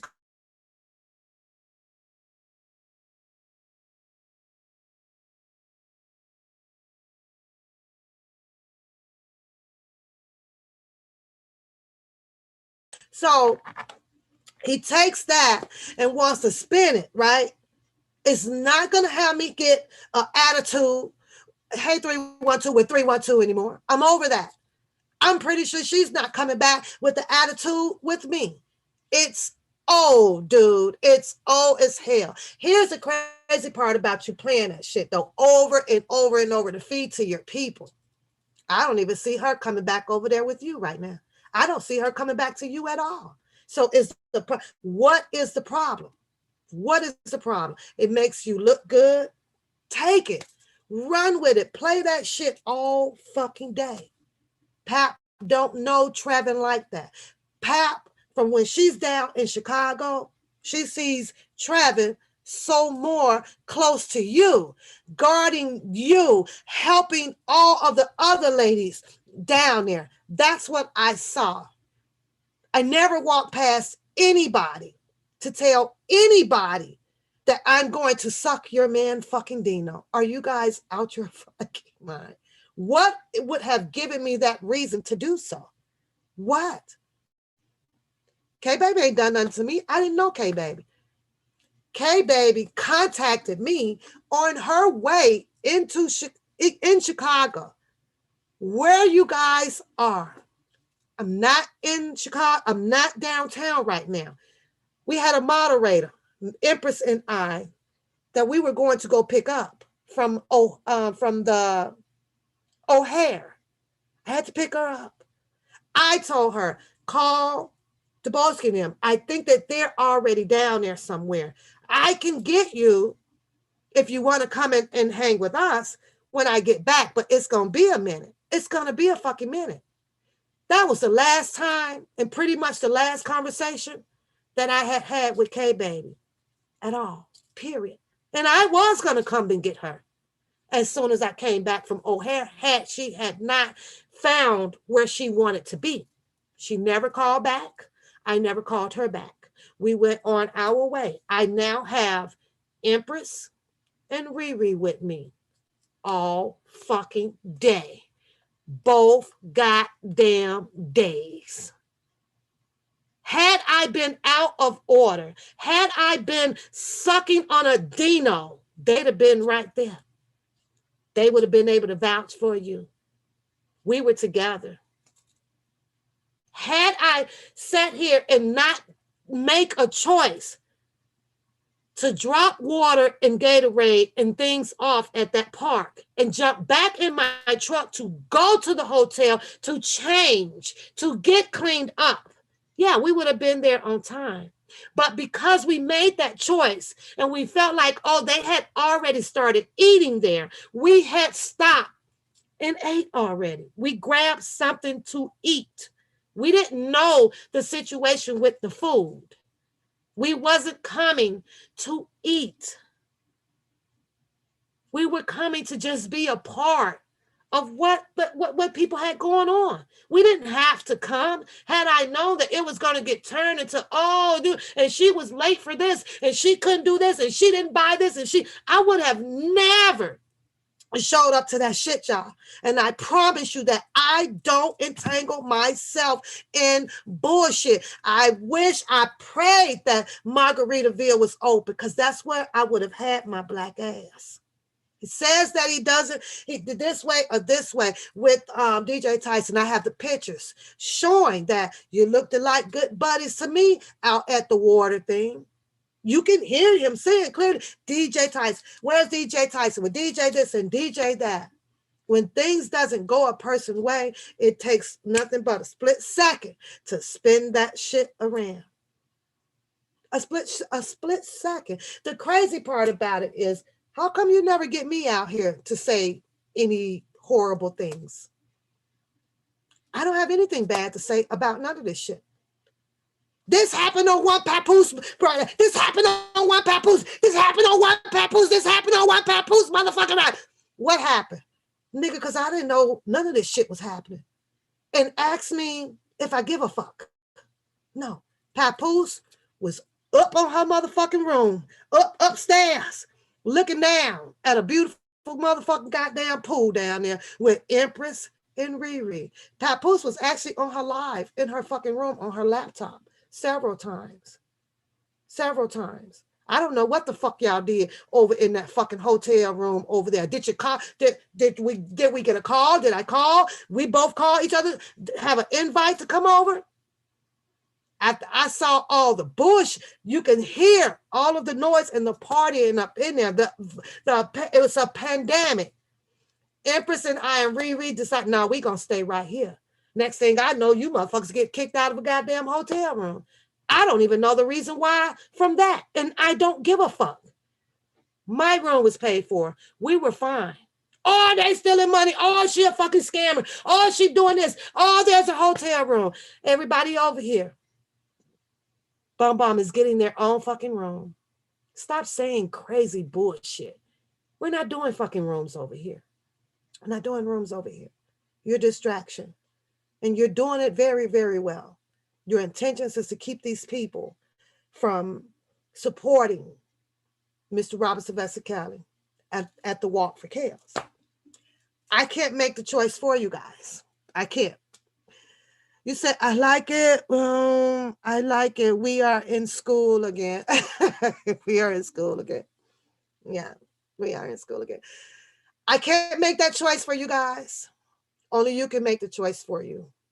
I was under the impression that it didn't matter who was doing what. The support is just for Mr. Kelly.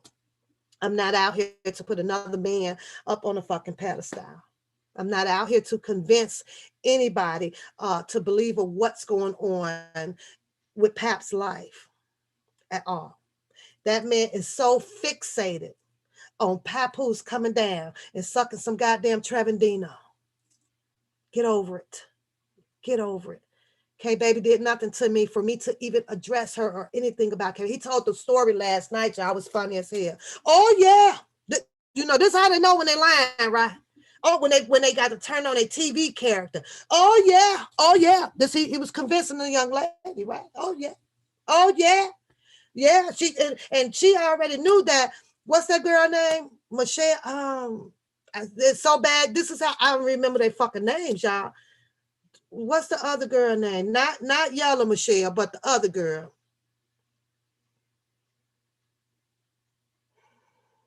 I can't think of her name right now. The one that he was walking with down on the, on the thing down there, and I can't think of her name. Her, anyway. I don't know.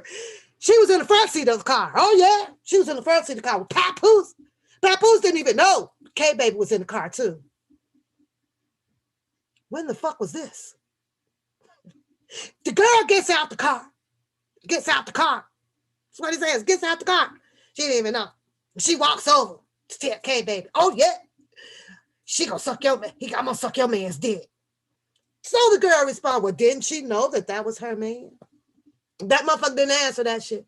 He had skipped along that part because he done fucked up and lied about a whole bunch of shit in the story, right? Well, I don't think she believed in that. Let me try something else. So what the girl that got out the car, what the hell is that damn girl name is?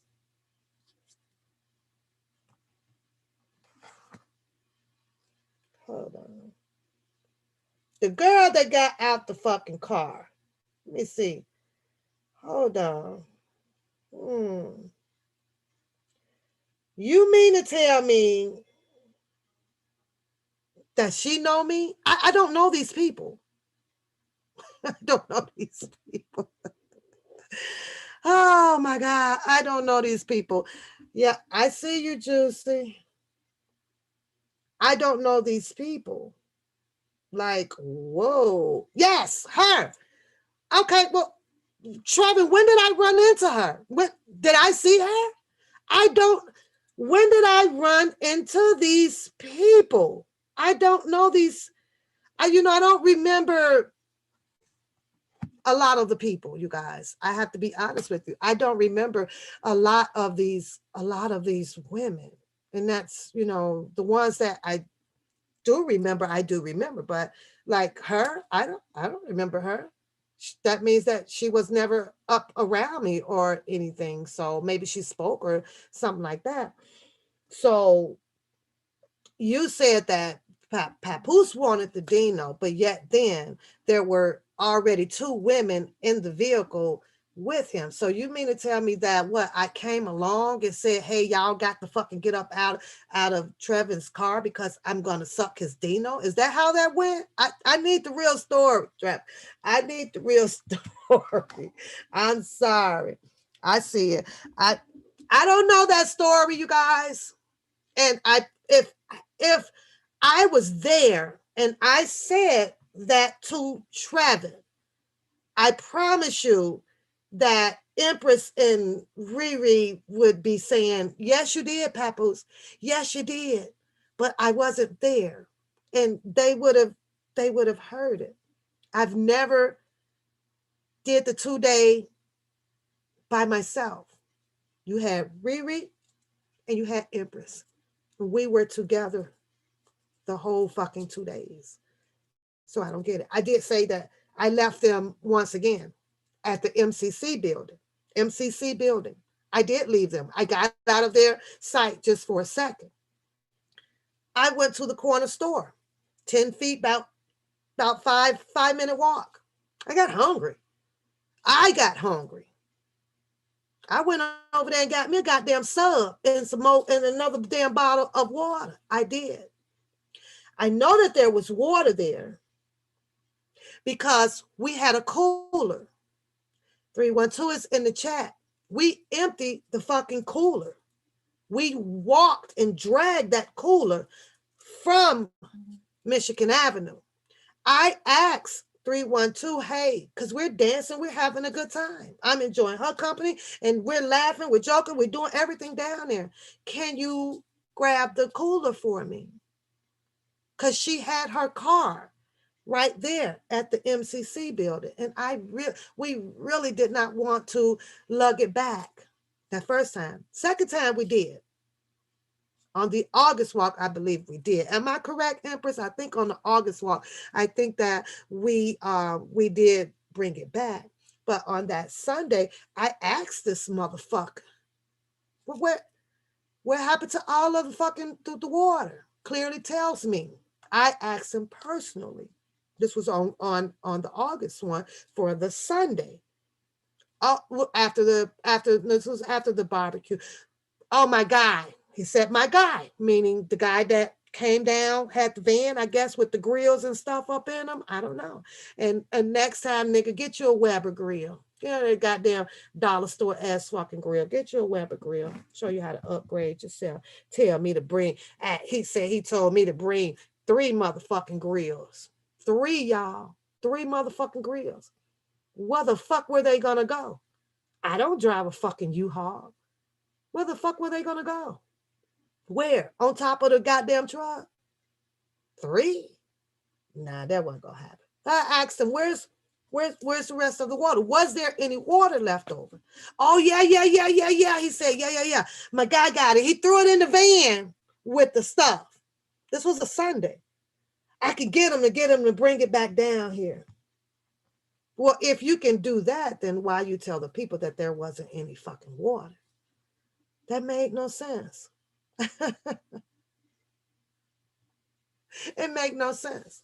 You have picked and chosen every single person to lie on. And it's like, for what? What is it to gain out of it? This is not a competition. This is not a battle of control. This is not. It's not that. I have nothing to do with anybody leaving anybody's panel.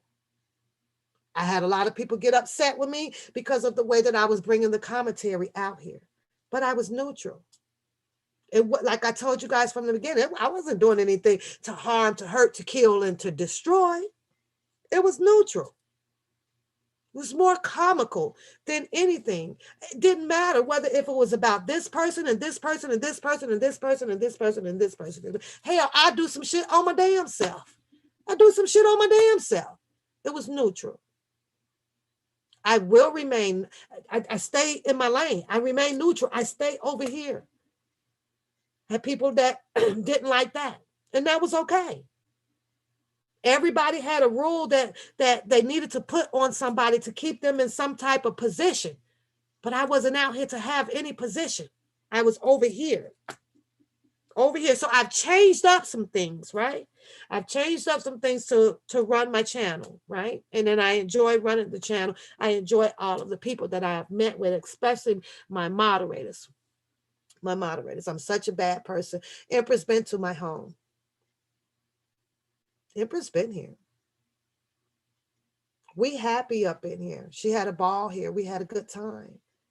I had to go to work though. I had to go to work. But if I'm such this horrible person and you know whatever, don't you think that she probably wouldn't even be fucking with me. She wouldn't. I don't think Native would be fucking with me. I don't think Riri would be fucking with me. Y'all don't see her much in here, but she fucks with me. I get good advice, well-constructive advice from these people. Beauty and Queen is good people. She fucks with me. She fucks with me. And all these people been around, all these moderators been around for a long time with me. Keeps me grounded. I'm not a mean, terrible person. I'm not going to be sucking Trevin's Dino. Okay? It's not gonna freaking happen. It's not going to happen. I don't come down there for that stuff. Was he a fucking gentleman? Let's talk about that. Was he a gentleman? Yes, he was. You never hear anything sexual, provocative. I never heard it. I never heard it. When we made it to the picnic thing down there, I was going to go kind of help myself. Then, I was head to the table. Empress and Riri sat down. I brought a table then. I'm a survivor. So I brought the table. I did. I brought my little tablecloth. Hell, hey, fuck around. I had me some candles and a whole bunch of other shit out there. Y'all seen this shit online. And champagne. I had my wine and everything. And I'm sitting there. Because I'm from where if you don't do for yourself, another nigga ain't gonna do shit for you. I'm from that era. So you got to do for yourself. So, but I was up getting ready to go do something over to the table. Travis what you doing? Travis did that. In other words, you got the cleanliness, you have the pandemic. So that was respected. Go sit down. I was instructed to go sit down. I was going to wait on myself, right? Travis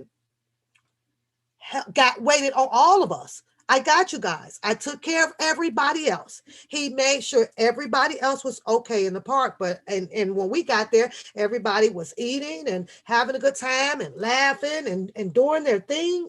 So we got there late. We went to the hotel. I had to go shower. We changed. I wanted to be comfortable coming outside. Trevin did. Oh, let me get you guys what you need. That's how that went down. He never crawled up under the table for me to suck his Dino. After that, he would come back over and laugh with us. I would see him go to the other side of the park, over there with the ladies. I would see him stand at the grill. So where?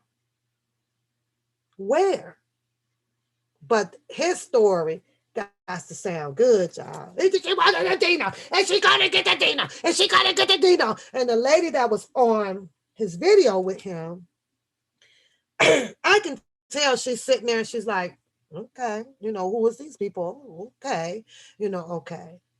Do I believe that she believed his malogry? Fuck no.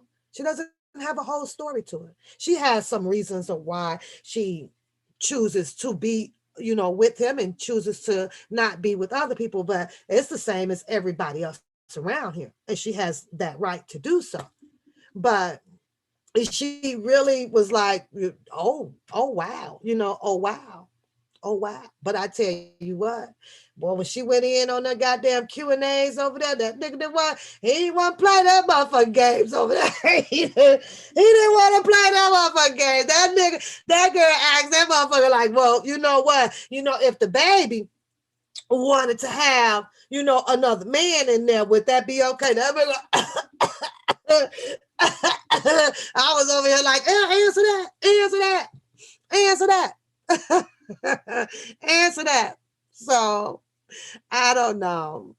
That's crazy. It's really, really crazy. But like I said, I think I have one more thing to show you guys. It is 11:30. I got to get up out here. I'm always running late, you guys. And you know, I got to go make money because you don't make nothing on this YouTube stuff. So, and I hate not making my money. I got to keep my money right, you guys. But let me see if I can find this. But that is on the record, you guys. Never. We met Trevin Empress, right? He was outside of his car, and just like everybody else, we were doing the meet and greet, and we pulled up on the side of him. I am a female. If I seen Curtis at the goddamn mall, if I seen who else was in here? Parnell, or if I seen Ed or whatever. And these are men. And where I'm from, a woman, it's okay to show a little bit of reaction to a person. Will you react on the actions that you show? Probably not. I could see Curtis in the fucking mall right now today and walk right past him like, oh, you look nice. Very nice. Look at me. Hey, how you doing? That doesn't mean that I'm finna suck Curtis Dino. Sorry, not gonna freaking happen. Did I sit down with that was our first time meeting Trevor, and I wasn't alone. Empress was in the car. We pulled up beside him. Hey, how you doing? So and so. We met. Da-da-da. Guess where we went? On our freaking way. That was that part. Asked us if we needed any help. He didn't even know me. He didn't even know us. That was his first time. Do you guys need any help with anything? That was the first thing I think that he kind of asked us. I really do. Well, give me y'all number. I'm going to give you my number. If you guys need some help with getting this water and stuff over to the park or wherever you need to get it to. That's the only thing that happened to us. And I don't even think we really took him up on his offer. We just I think we kind of just went on. I don't remember shit like way back then. That shit just kind of comes and it goes because it's petty shit, right? He offered us freaking help, you guys. Like, we had a truck, we had shit. And that's what he did. Now they had the disco party, they had the dance party down at the along by the Trump Tower, you know, on the walkway over there and the bicycle things. Once again, I'm not alone. Empress is sitting down there. They're all dancing. Everybody having a good time. It's dark down there. Whole bunch of other civilians standing to my right side. Some more bunch of black guys, and they're dancing their little thing and enjoying the music that's being playing over here. And then you got people just walking every which way. And Empress is sitting right there, and Trevin is sitting right here. And we just sitting there just chopping it up, watching people dance and laugh, what normal adults do. That's what they do. When all of that was said and done, Trevor went his way. Me and Empress went our way. Matter of fact, Riri, you know where we ended up at? On that little corner down there. Remember that little circle corner, you guys that were down there? And we called us a bicycle ride before we went up to our rooms. Me, Empress, and Riri. So what, Dino? What, Dino? It's like, you know, but run with your damn story so I can continue to keep laughing at it. I am going to pull this up because this is the last thing that I kind of want to touch on, you guys, and then I must go. Okay, I want to talk just a little bit about, let me bring it up though. Let me see if I can get it up. Just this one screen here. I gotta go pull this up. Going in my emails, you guys. Close your eyes. No, y'all see too much.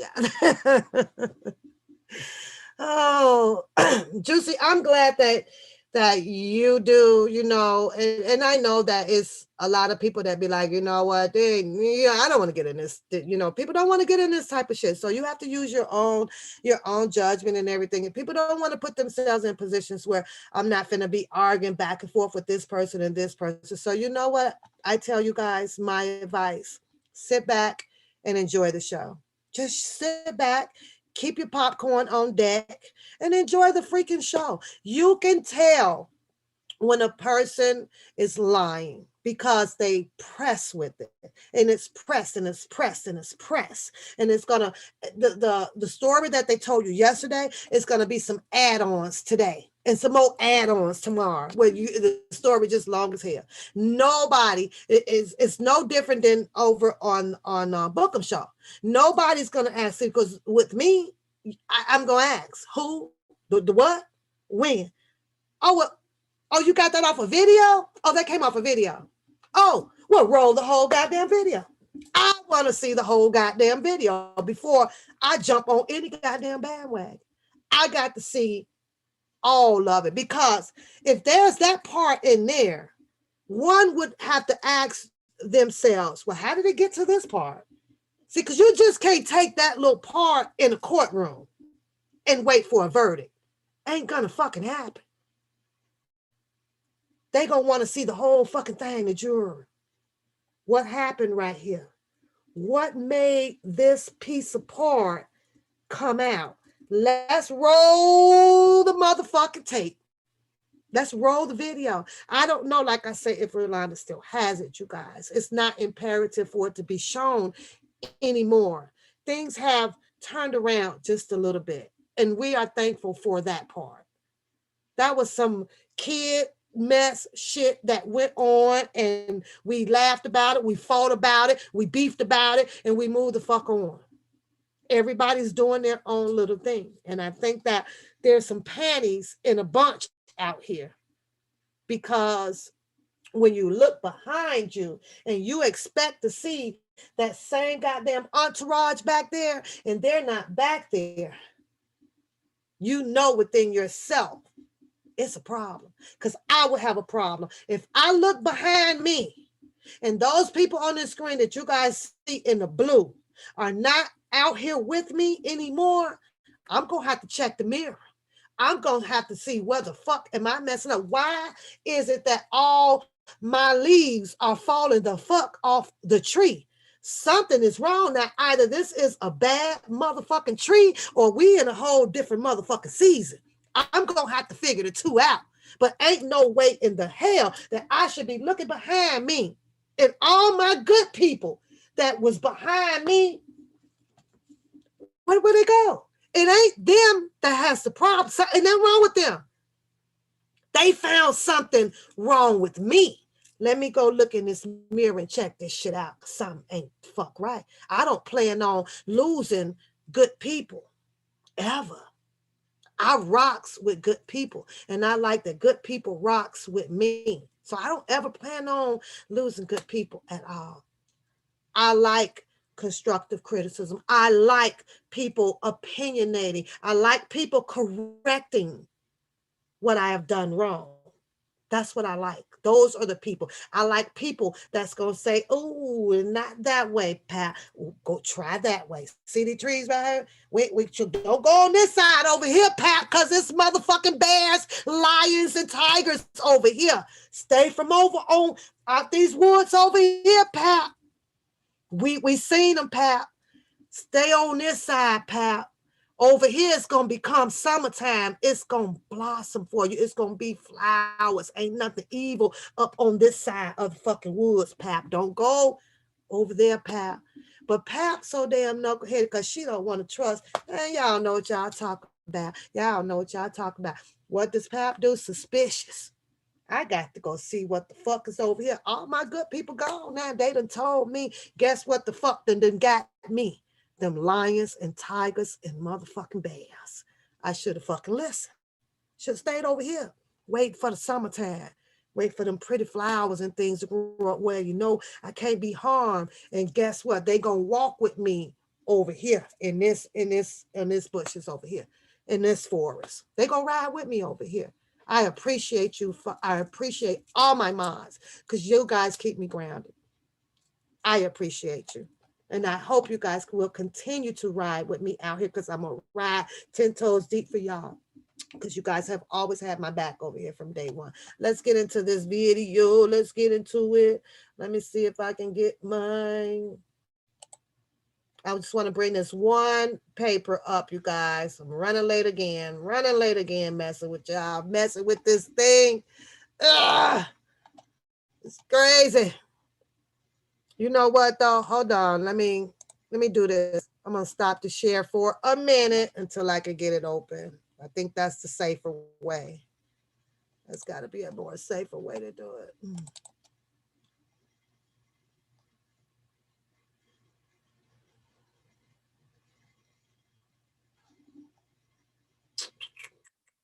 Okay.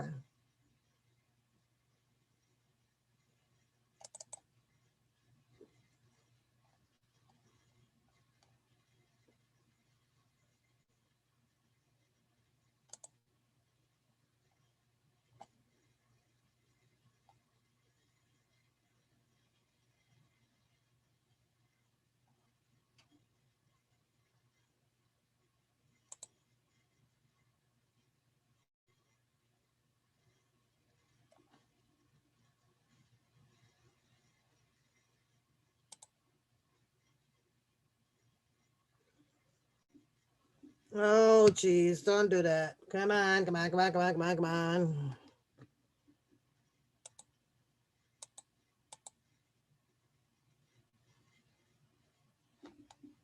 Are you serious right now? Hold on, you guys. I'm going to get it up. Give me a second.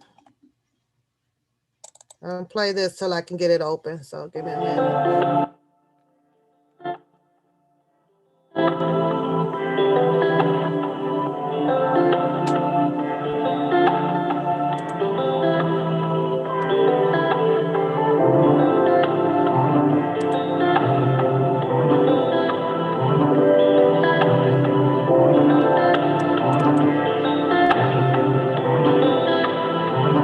I wonder, is it worth living now?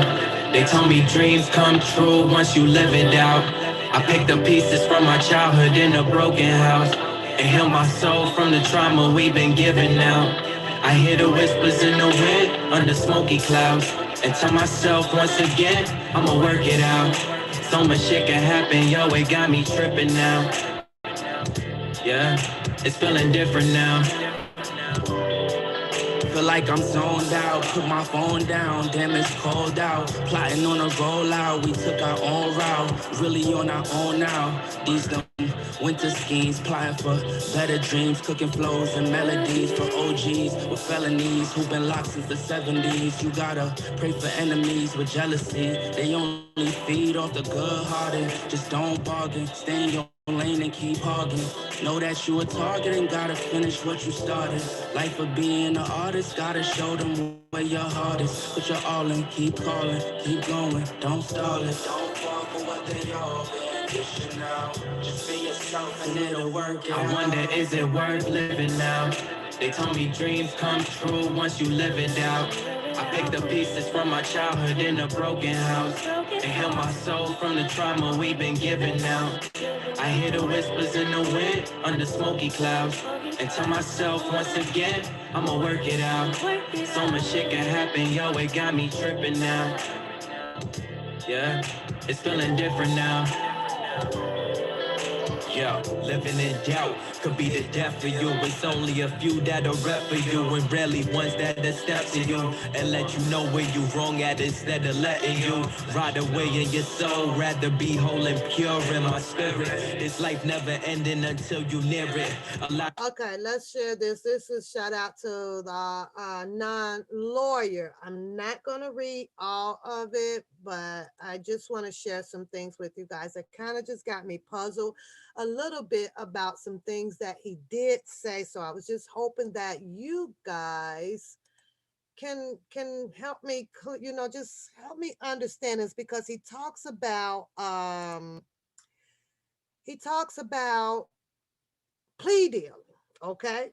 And I just kind of want to be clear of it. And so I'm going to be looking up quite a bit of this, but let me see if you guys can see the screen. I'm going to my phone. Everybody's good in the chat. Everybody's good in the chat room. Let me see those thumbs up, you guys. Give me a second. And then I got to get on the room. I got to go. I got to go. Okay, there we go. All right. Let me see. Let me turn this volume down on here. Okay. Think you guys can see it. Okay, so let's roll this. Like I said, I'm not gonna play all of it. Just gonna, just kind of go through it, and because let's just roll through it. Let's go theater mode. Okay. Let's get this up here. Okay. Let me get it started. I know most of you guys have seen this already. Thank you guys for the thumbs up out there. You guys have seen it. That she has a conflict of interest in this case. Other people are saying that, she's anti-Kels, and every motion that the R. Kelly team has put in, she's always ruled against it. So I just find it interesting that she would be the one to actually check the government on withholding information, and this kind of it's just kind of ironic to me, right? But this is a victory on two levels. First is a victory because R. Kelly is going to get the information he needs to actually defend himself in this trial, right? Second, it has broad implications because it's implying, or it sets up the possibility that R. Kelly could just simply go free as it relates to the New York case, right? So it goes on and it reads this way. This order is entered pursuant to Federal Rule of Criminal Procedure 5F to confirm the prosecution's disclosures obligation under Brady v. Maryland and its progeny to summarize the possible consequences of violating those obligations, right? So here's the thing. First, we should know the importance of Brady v. Maryland. So it's important that we understand what this is so that we can understand what's going on here, right? So Brady v. Maryland is a case, and I'm just going to summarize everything. Brady v. Maryland is a case where Brady had an accomplice, and him and that accomplice planned to steal a guy's car. Except the accomplice goes off and he actually kills shout out the to owner of the car, my who is called lawyer. We victim at must this pay point, him right? some respect for his due So diligence the on his accomplice freaking work. ends up This is testifying his that, hey, work, I and killed the we're just victim using it on for my own. I entertainment was by purpose myself. It was all only me. under the Fair Usage The Act. You guys, prosecutors please shout wanted to out get both Brady and non-lawyer. his accomplice on maximum charges. So what they do is that they separate the trial, and they take Brady and they give Brady his own trial, and then they give the accomplice his own trial, right? So they don't tell Brady that his accomplice has already pleaded guilty to actually killing the victim. Brady ends up getting convicted of the crime, and then the lady comes back and he basically appeals the case. He comes back and he says, hey, you didn't tell me that my accomplice pled guilty to the crime. Okay, He's so already I'm pled gonna guilty, stop so that why right are you? there because he's talking about the Brady, and that's not what I want to hear. I want to get to some things in there. Okay, so he talks about the plea deals here and the plea deals there and the plea deals here, right? I guess my question to the chat room is I wasn't aware of, and I'm going to have to go and look it up. How can people be offered any plea deal if they had not been placed on any charges?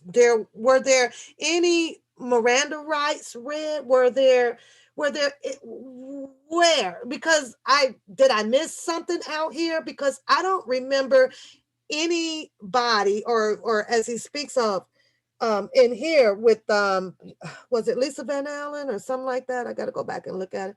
I'm not sure if it was Lisa Van Allen or so. Like, when was these people issued a charge or even an arrest. I'm just saying, how can you issue a plea deal? How do you get a plea deal if you're not even charged with anything? So I'm just wondering, is that the correct term for, like, because a plea deal to me, I get it, is like, you know what, we're not going to do this to you if you give us this. So I get that part of it, right? But if you don't give us this information or this evidence or whatever, then we're going to charge you. Is that how that works? Then we're going to charge you with something. So they had, to me, and we all know, it should be illegal outside of the federal guidelines to do such things. It's like, you charge me first, because give me my Miranda rights and stuff first, right? Now, because you already seeing that this person, you found this person to have probable cause to be arrested. Like, so we're not going to arrest these people for doing the damages that they have done, or for having information like she said she had, which was the alleged videotapes, right? She went in, she took the bag of tapes and things like that. Okay, well, there lies her illegal actions to the situation, right? She's a theft. She stole some things.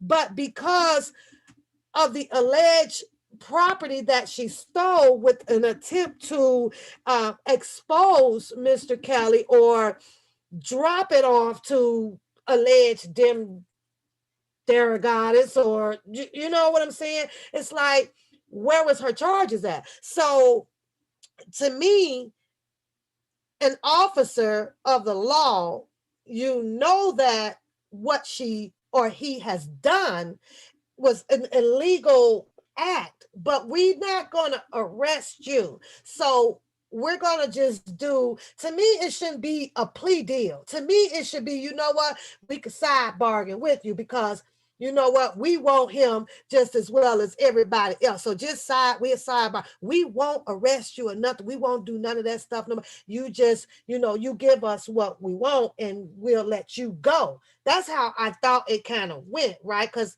like I say, if I'm up on, I've seen plenty of people up on, it's a street called Madison and Pulaski, right back then when this Burger King and everything was out there, and the drugs was so bad, right? You would actually see some of the detectives out there where they're telling these guys, you know what, just give me those bags off of you, give me the money. Who's the big person out here? Side dealing with them. Well, they get to go because they got a bigger fish to fry now, because the person had told. So this just kind of had me a little confused, where non-lawyer speaks on about what, these being offered plea deals, like, so I don't know. The government is allowing this to happen. You don't get a plea deal, to me, unless you have been arrested or some things, and now you need to find some leniency way to get your ass out of trouble. That's how I see it, but I don't know. Let's go on, because I want to get to his other part of the video. The plea deal, I don't know. I think it's just being kind of misused. This is just my opinion. I think it's just being misused some type, in a sense. I don't know. I just thought that that's how plea deals work. You are arrested first, and then you kind of make some bargain deal on a person, so that, okay, here we go. I want to get to this part right here. That's just me. I don't know. You guys, if hit me in the comments. Let me know what you guys think about what the plea dealing and things are. I am going to do some more research on it when it comes to making plea deals with the government. I am. This right here, I want to talk about this right here, because there was something on Twitter that I saw, right? And I need to open up my Twitter account, and I don't feel like doing it right now, but yeah, let's listen to this part right here. I like the way he explains this here. Shout out to you, non-lawyer. Of producing the evidence or the plea deals.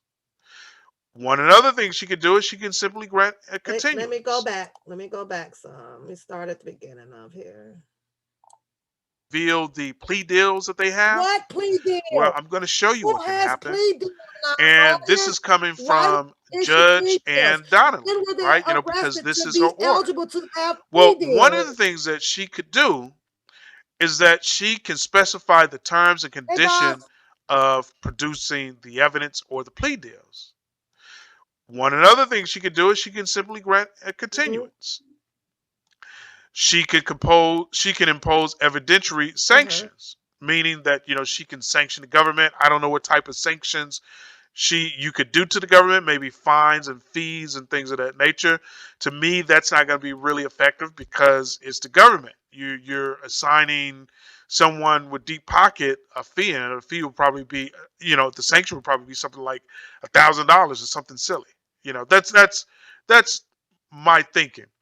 Another thing that she can do is that she can impose sanctions on any lawyer for the prosecution responsible for violations of the prosecution's disclosure obligations.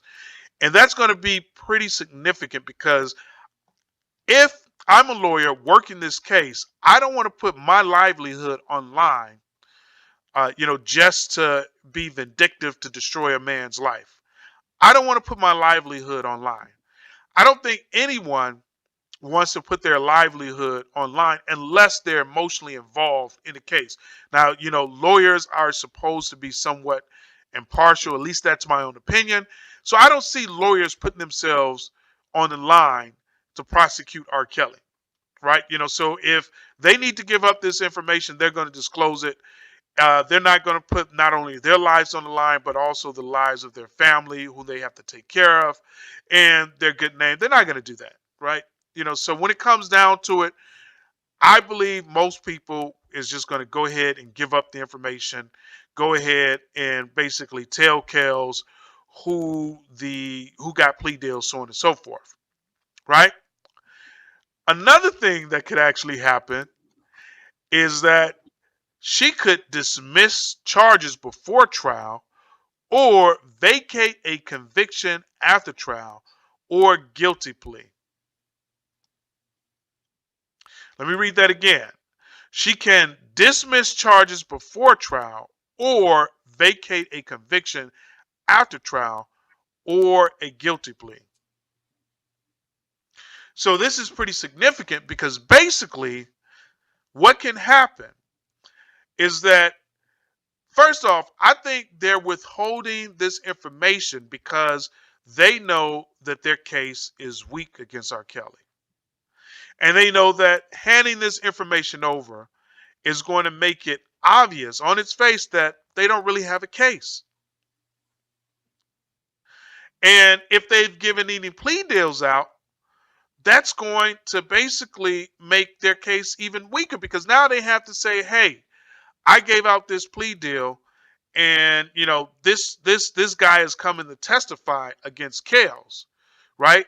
So now the jury's going to know, well, hey, he's only testifying because he was in trouble, right? And he had a plea deal, and he's basically just trying to get himself out the hot seat, right? You know, so this could be potentially something that might apply to Richard Arline Jr.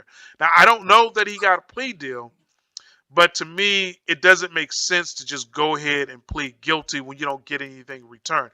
At the very least, you can fight, right? You know, so maybe some people, they may be emotionally distraught, and they may want to just go ahead and admit that they committed a crime, but that's not the way this game is played, right? You know, the way this game is played is that you go to court and you fight and you try to, you know, even if you testify, you want to try to get a lesser sentence, right?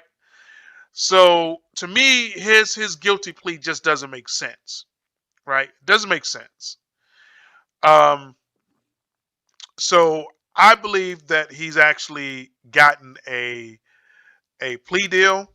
And if that's true, that would have to be revealed in the New York case if he's indeed going to try to testify to the RICO charges, which I believe he is going to. Right? You know, so this case can be dismissed. There's a strong chance of that happening. Now, I'm going to admit, I don't know what type of evidence they have. And, well, now I'm going to admit, I did do a video where I did go over the evidence against R. Kelly, right? And that video list is kind of an index of all the evidence that they plan to use in the beginning of the Okay, so trial. I I'm do gonna know stop it more there. evidence. Shout out to non-lawyer. Shout out to you. Now, so I was on Twitter, right? And here you have it, where it tells you if the prosecution fails to comply with this order, which was issued down by Ann Donnelly, right? With this order, the court, in addition to ordering a production of the information, may is it's definitely a word that you should be paying attention to. May. This is the choices of what can happen, right? She gave 6 of them. This wasn't A, B, C, D, or none of the above, right? This was a or kind of thing. So I go over on Twitter, right, and I'm checking it out. It's kind of funny, right?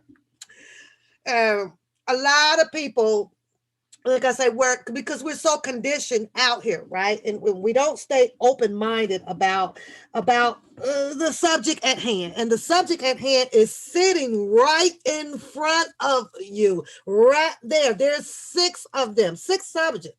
6 of them where this may be some of the options, right? 1 through 6.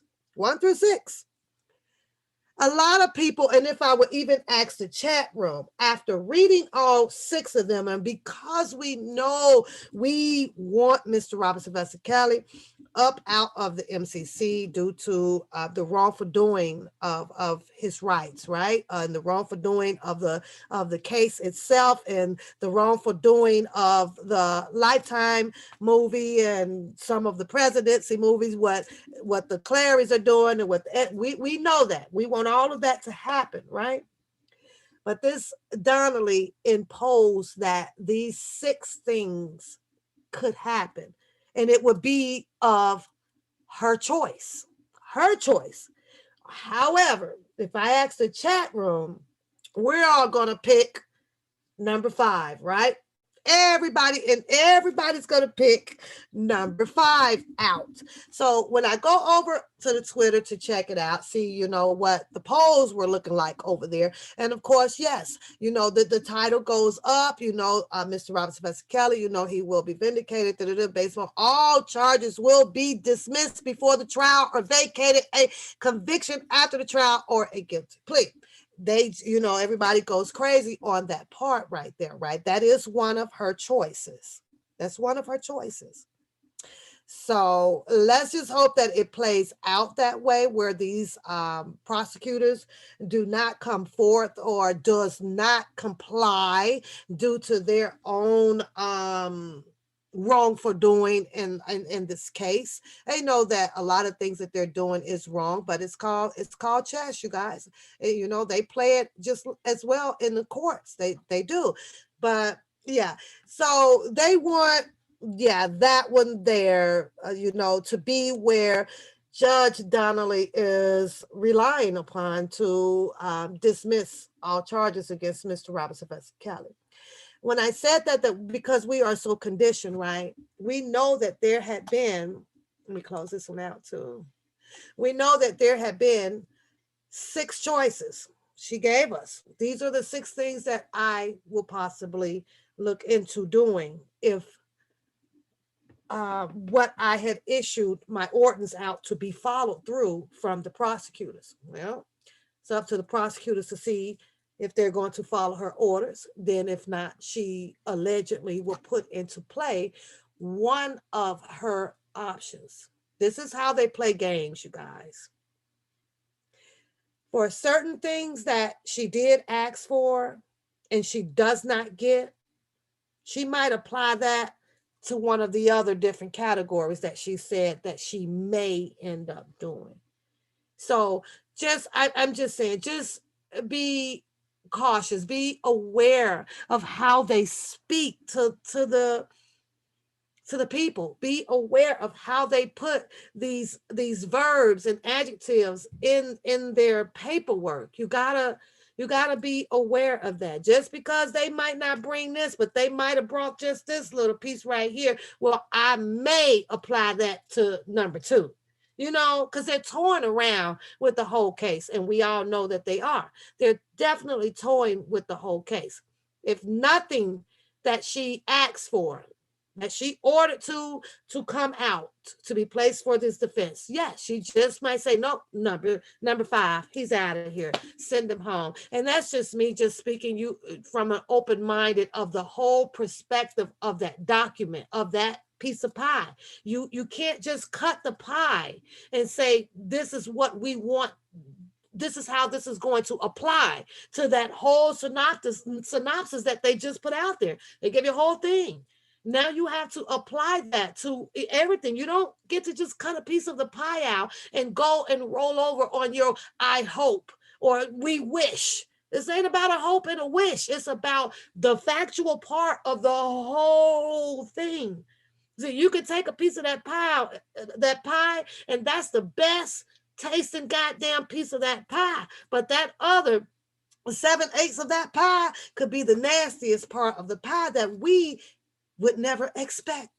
People gonna eat on that one better. They gonna love the nastiest part of it than they will the good part. So that's all I'm pointing out. I would love to see number 5 work as well, but I know not to toot the horn too fast because of the toying that they have done with this whole case, right? You have to keep in mind when she on the hearing, I believe it was the last one, and she came out and she said that they had, that she's ordering them up to get all of the discovery inside of the attorneys, the defense attorneys' hands and things. They have to get everything, right? She never put a date on it. She never put a date on it. Now, if she would have came out and said, well, this is, and I expect for them to have this no later than March 1st, 2021 by 12 noon Eastern Standard Time. And they do not have it, not 1201, not 1202, not 1203. And they do not have it. I will apply this to this case, and Mr. Robert Sylvester Kelly will be released on all accounts. Now you're talking business. When they leave them loopholes up in there, you got to stay optimistic that there's going to be something else coming down that goddamn water pipe. Here we go. Because all it takes is a phone call for any of those legal people out there to pick up and something, say, hey, Judge, we ran into this. Oh, you know what? Susie came down with the flu. Oh my God, we got 3 people out this week. We're going to need to change so-and-so. Oh, my car broke down. I can't get over here to get this stuff to the defense. You got to stay optimistic out here.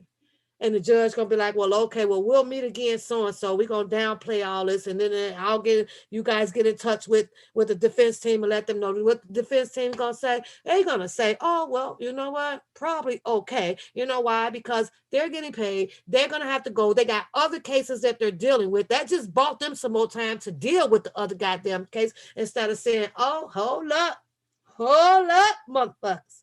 Your car broke down. You can't get it to me? Just what we want to hear. Back to court. Go call that judge up. Now, apply all freaking rules that you said that you were going to apply and get the paperwork and stuff. When do you want us to draw up the paperwork for you guys to sign to dismiss all charges against Mr. Robert Sylvester County? Not guilty. Exactly, Rita. And that's how I'm just saying. But when you don't hear that hardball playing like that and from these members of the courts of law, oh yeah, you got to stay optimistic. You got to stay open-minded. Got to keep yourself well aware that it's the little more tedious bullshit that's going to keep coming down the pipe because they're toying with the case. They're toying with the case. And in my opinion, I believe that they are intentionally milking them some time out of him I do. I really, really do. That's all I had to bring to you guys today. I'm going to go find out a little bit more about this plea thing, whatever. I don't like to get too deep in it. I'm not no freaking lawyer. I don't, so it's good to know all of this stuff, though, in case you ever have yourself in this type of situation. So we all are learning, you guys. We're learning out here all these legal laws of what, of things of how shit should be and should not be. When it comes to having your rights stripped away from you right in front of the freaking world. So yes, it's a good tool to learn, but I'm curious now today. So I will be a little bit busy on learning and digging about plea deals, because if that's the case, I'm sorry. If they're going to use it, plea deal in the aspect way of the way they choose to do it with the people who are bringing these allegations against Mr. Robert Sylvester Kelly, then God damn it, Mr. Robert Sylvester Kelly, give him a plea deal too. Plea bargain with his ass. Say, you know what? Well, we got this and we got that and we got this. But we ain't trying to do this. I tell you what, Mr. Kelly, tell you what. We gonna need you to just go away for about 3 years. Go on over to some goddamn ass. A matter of fact, go buy your ass a whole fucking island. And if you stay gone for about 4 years, we'll drop all goddamn charges in there. So you're gonna start clean slate when you come back. How come he couldn't get a plea deal? How come Sorry, you guys. How come he didn't get a plea deal before he got incarcerated? Why didn't give him one? What works for them should work for him, right? You gave them a goddamn plea deal. You giving Arline and Lisa and Tiffany and all these motherfucking plea deals. I will plea deal my motherfucking ass. Because it'll be so easy for Mr. Robert Sylvester Kelly, I'm surely to say, you know what? Fine. I'll leave this regular ass goddamn, and go relax. Go have a 4-year goddamn vacation. Building him a fucking goddamn island. Pretty much. I'm just saying, if this is going to take away the headache, is this going to get people to stop bothering me? If this is going to get me to have people to stop reaching inside my pocket that need this, booking goddamn concerts that I don't know shit about, and people doing this, or if this is going to get where a bunch of girls can stop lying on me that I done did this, and you know what? I think I'm going to have to take option. I'm going to get, when y'all packing my shit, I would take it, but he doesn't get that choice. Everybody else around him gets to make a goddamn plea deal. Yeah, shouldn't work like that. But those are your laws.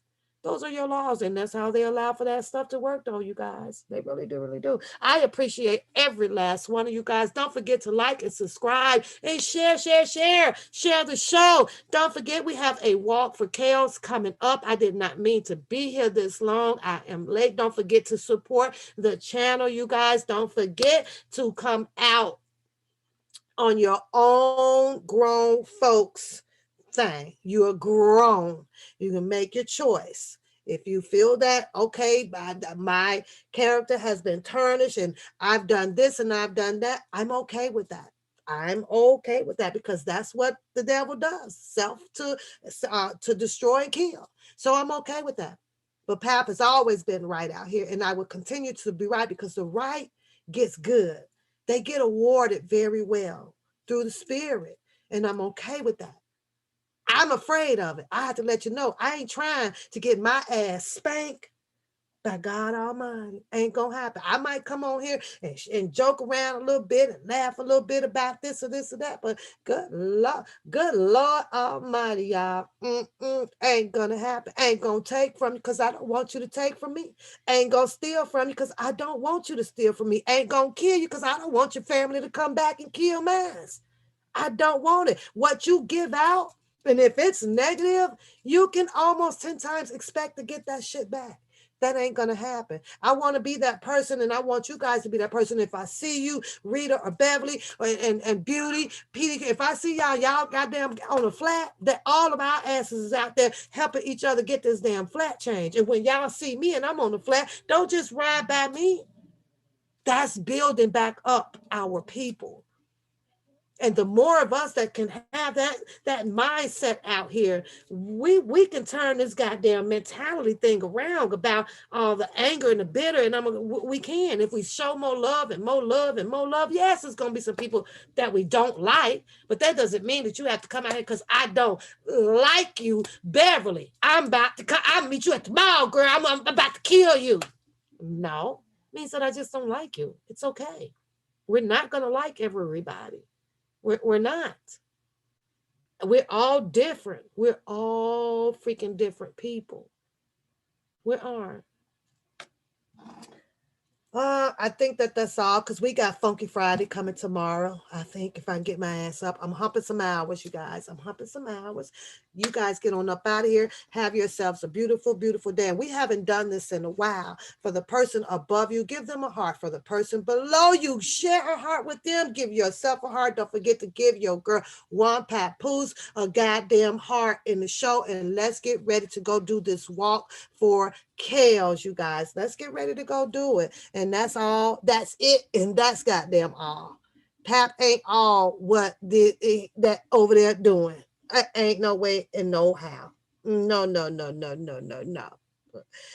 Woo, and I've said a mouthful. Now I got to go. Y'all have a beautiful day.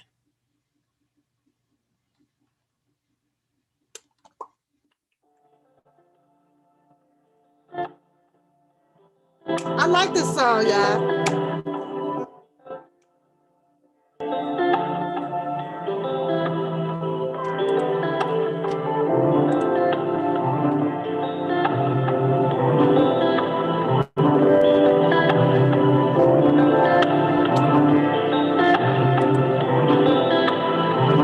I wonder, is it worth living now? They told me dreams come true once you live it out. I picked up pieces from my childhood in a broken house and heal my soul from the trauma we've been given now.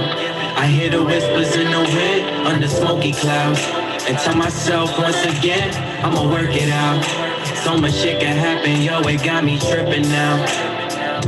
Yeah, it's feeling different now. Feel like I'm zoned out, put my phone down, damn it's cold out. Plotting on a rollout, we took our own route, really on our own now. These them winter schemes, plotting for better dreams, cooking flows and melodies for OGs with felonies who've been locked since the 70s. You gotta pray for enemies with jealousy, they only feed off the good-hearted. Just don't bargain, stay in your lane and keep hogging. Know that you a target and gotta finish what you started. Life of being an artist, gotta show them where your heart is. Put your all in, keep calling, keep going, don't stall it. Don't fall for what they all been dishing out. Just be yourself and it'll work out. I wonder, is it worth living now? They told me dreams come true once you live it out. I picked up pieces from my childhood in a broken house and heal my soul from the trauma we've been given now. I hear the whispers in the wind under smoky clouds and tell myself once again, I'ma work it out. So much shit can happen, yo, it got me tripping now. Yeah, it's feeling different now. Yo, living in doubt could be the death for you. It's only a few that'll rep for you and rarely ones that'll step to you and let you know where you wrong at instead of letting you ride away in your soul. Rather be whole and pure in my spirit. This life never ending until you near it. A lot of shit to bear with. Sometimes you don't wanna share it, but don't keep it in cause you fear it. It's an epidemic sound and you can see right where I'm headed. I'm elevated, oh yeah. We was waiting, oh yeah. To make the statement, it's clear. The way them boys persevere. Yo, we taking the stairs. Don't let them get in our air. They go watch, I'ma stare. Tell them pull up a chair. God gon' answer our word living now. They told me dreams come true once you live it out. I picked the pieces from my childhood in a broken house and heal my soul from the trauma we've been given now. I hear the whispers in the wind under smoky clouds and tell myself once again, I'ma work it out. So much shit can happen, yo, it got me tripping now. Yeah, it's feeling different now. I wonder if it's worth living now. They told me working 9 to 5 just to make it out. And now the dark nights got me needing mouth to mouth. Resuscitate my dreams, tell me what it's all about. I wonder if it's worth living now. They told me show a little skin just to make it out. They told me grind until I doubt, till I reach the clouds. Excuse me a little moment while I break out. Before I go, Teddy wants to say hi. Let me see. Teddy says hi, guys. Ted, just say hi. Who is that? Who is that? Can you speak? Speak. Speak. Hey. He said, you guys ain't seen him in a long time. Teddy says, hi. I don't know. I don't know. I don't know. I don't know. I don't know. I don't know. What's the dog said? What did you do? Work it out. Work it out. Can you dance? No, you ain't kissing. You didn't even say hi. Say hi. Say, what up, people? He said, what? Daddy say, y'all ain't even asked about him in a long time. You say, hi, hello, hello, hello. Oh, my God. He barking today, y'all. He's so barking today. Daddy bad. He do new. He do new. You want to get down? He ready to go. That's it. He say, oh, I'm getting ready to go. Bye-bye. Bye-bye. You going to sit on my lap? Look at sit on my lap. Look at that. Say hi. What you doing? Get down. Get down. Good boy. Good boy. Yeah, Teddy wants to say hi, y'all. But I am out of here. Y'all have a good day. Bye.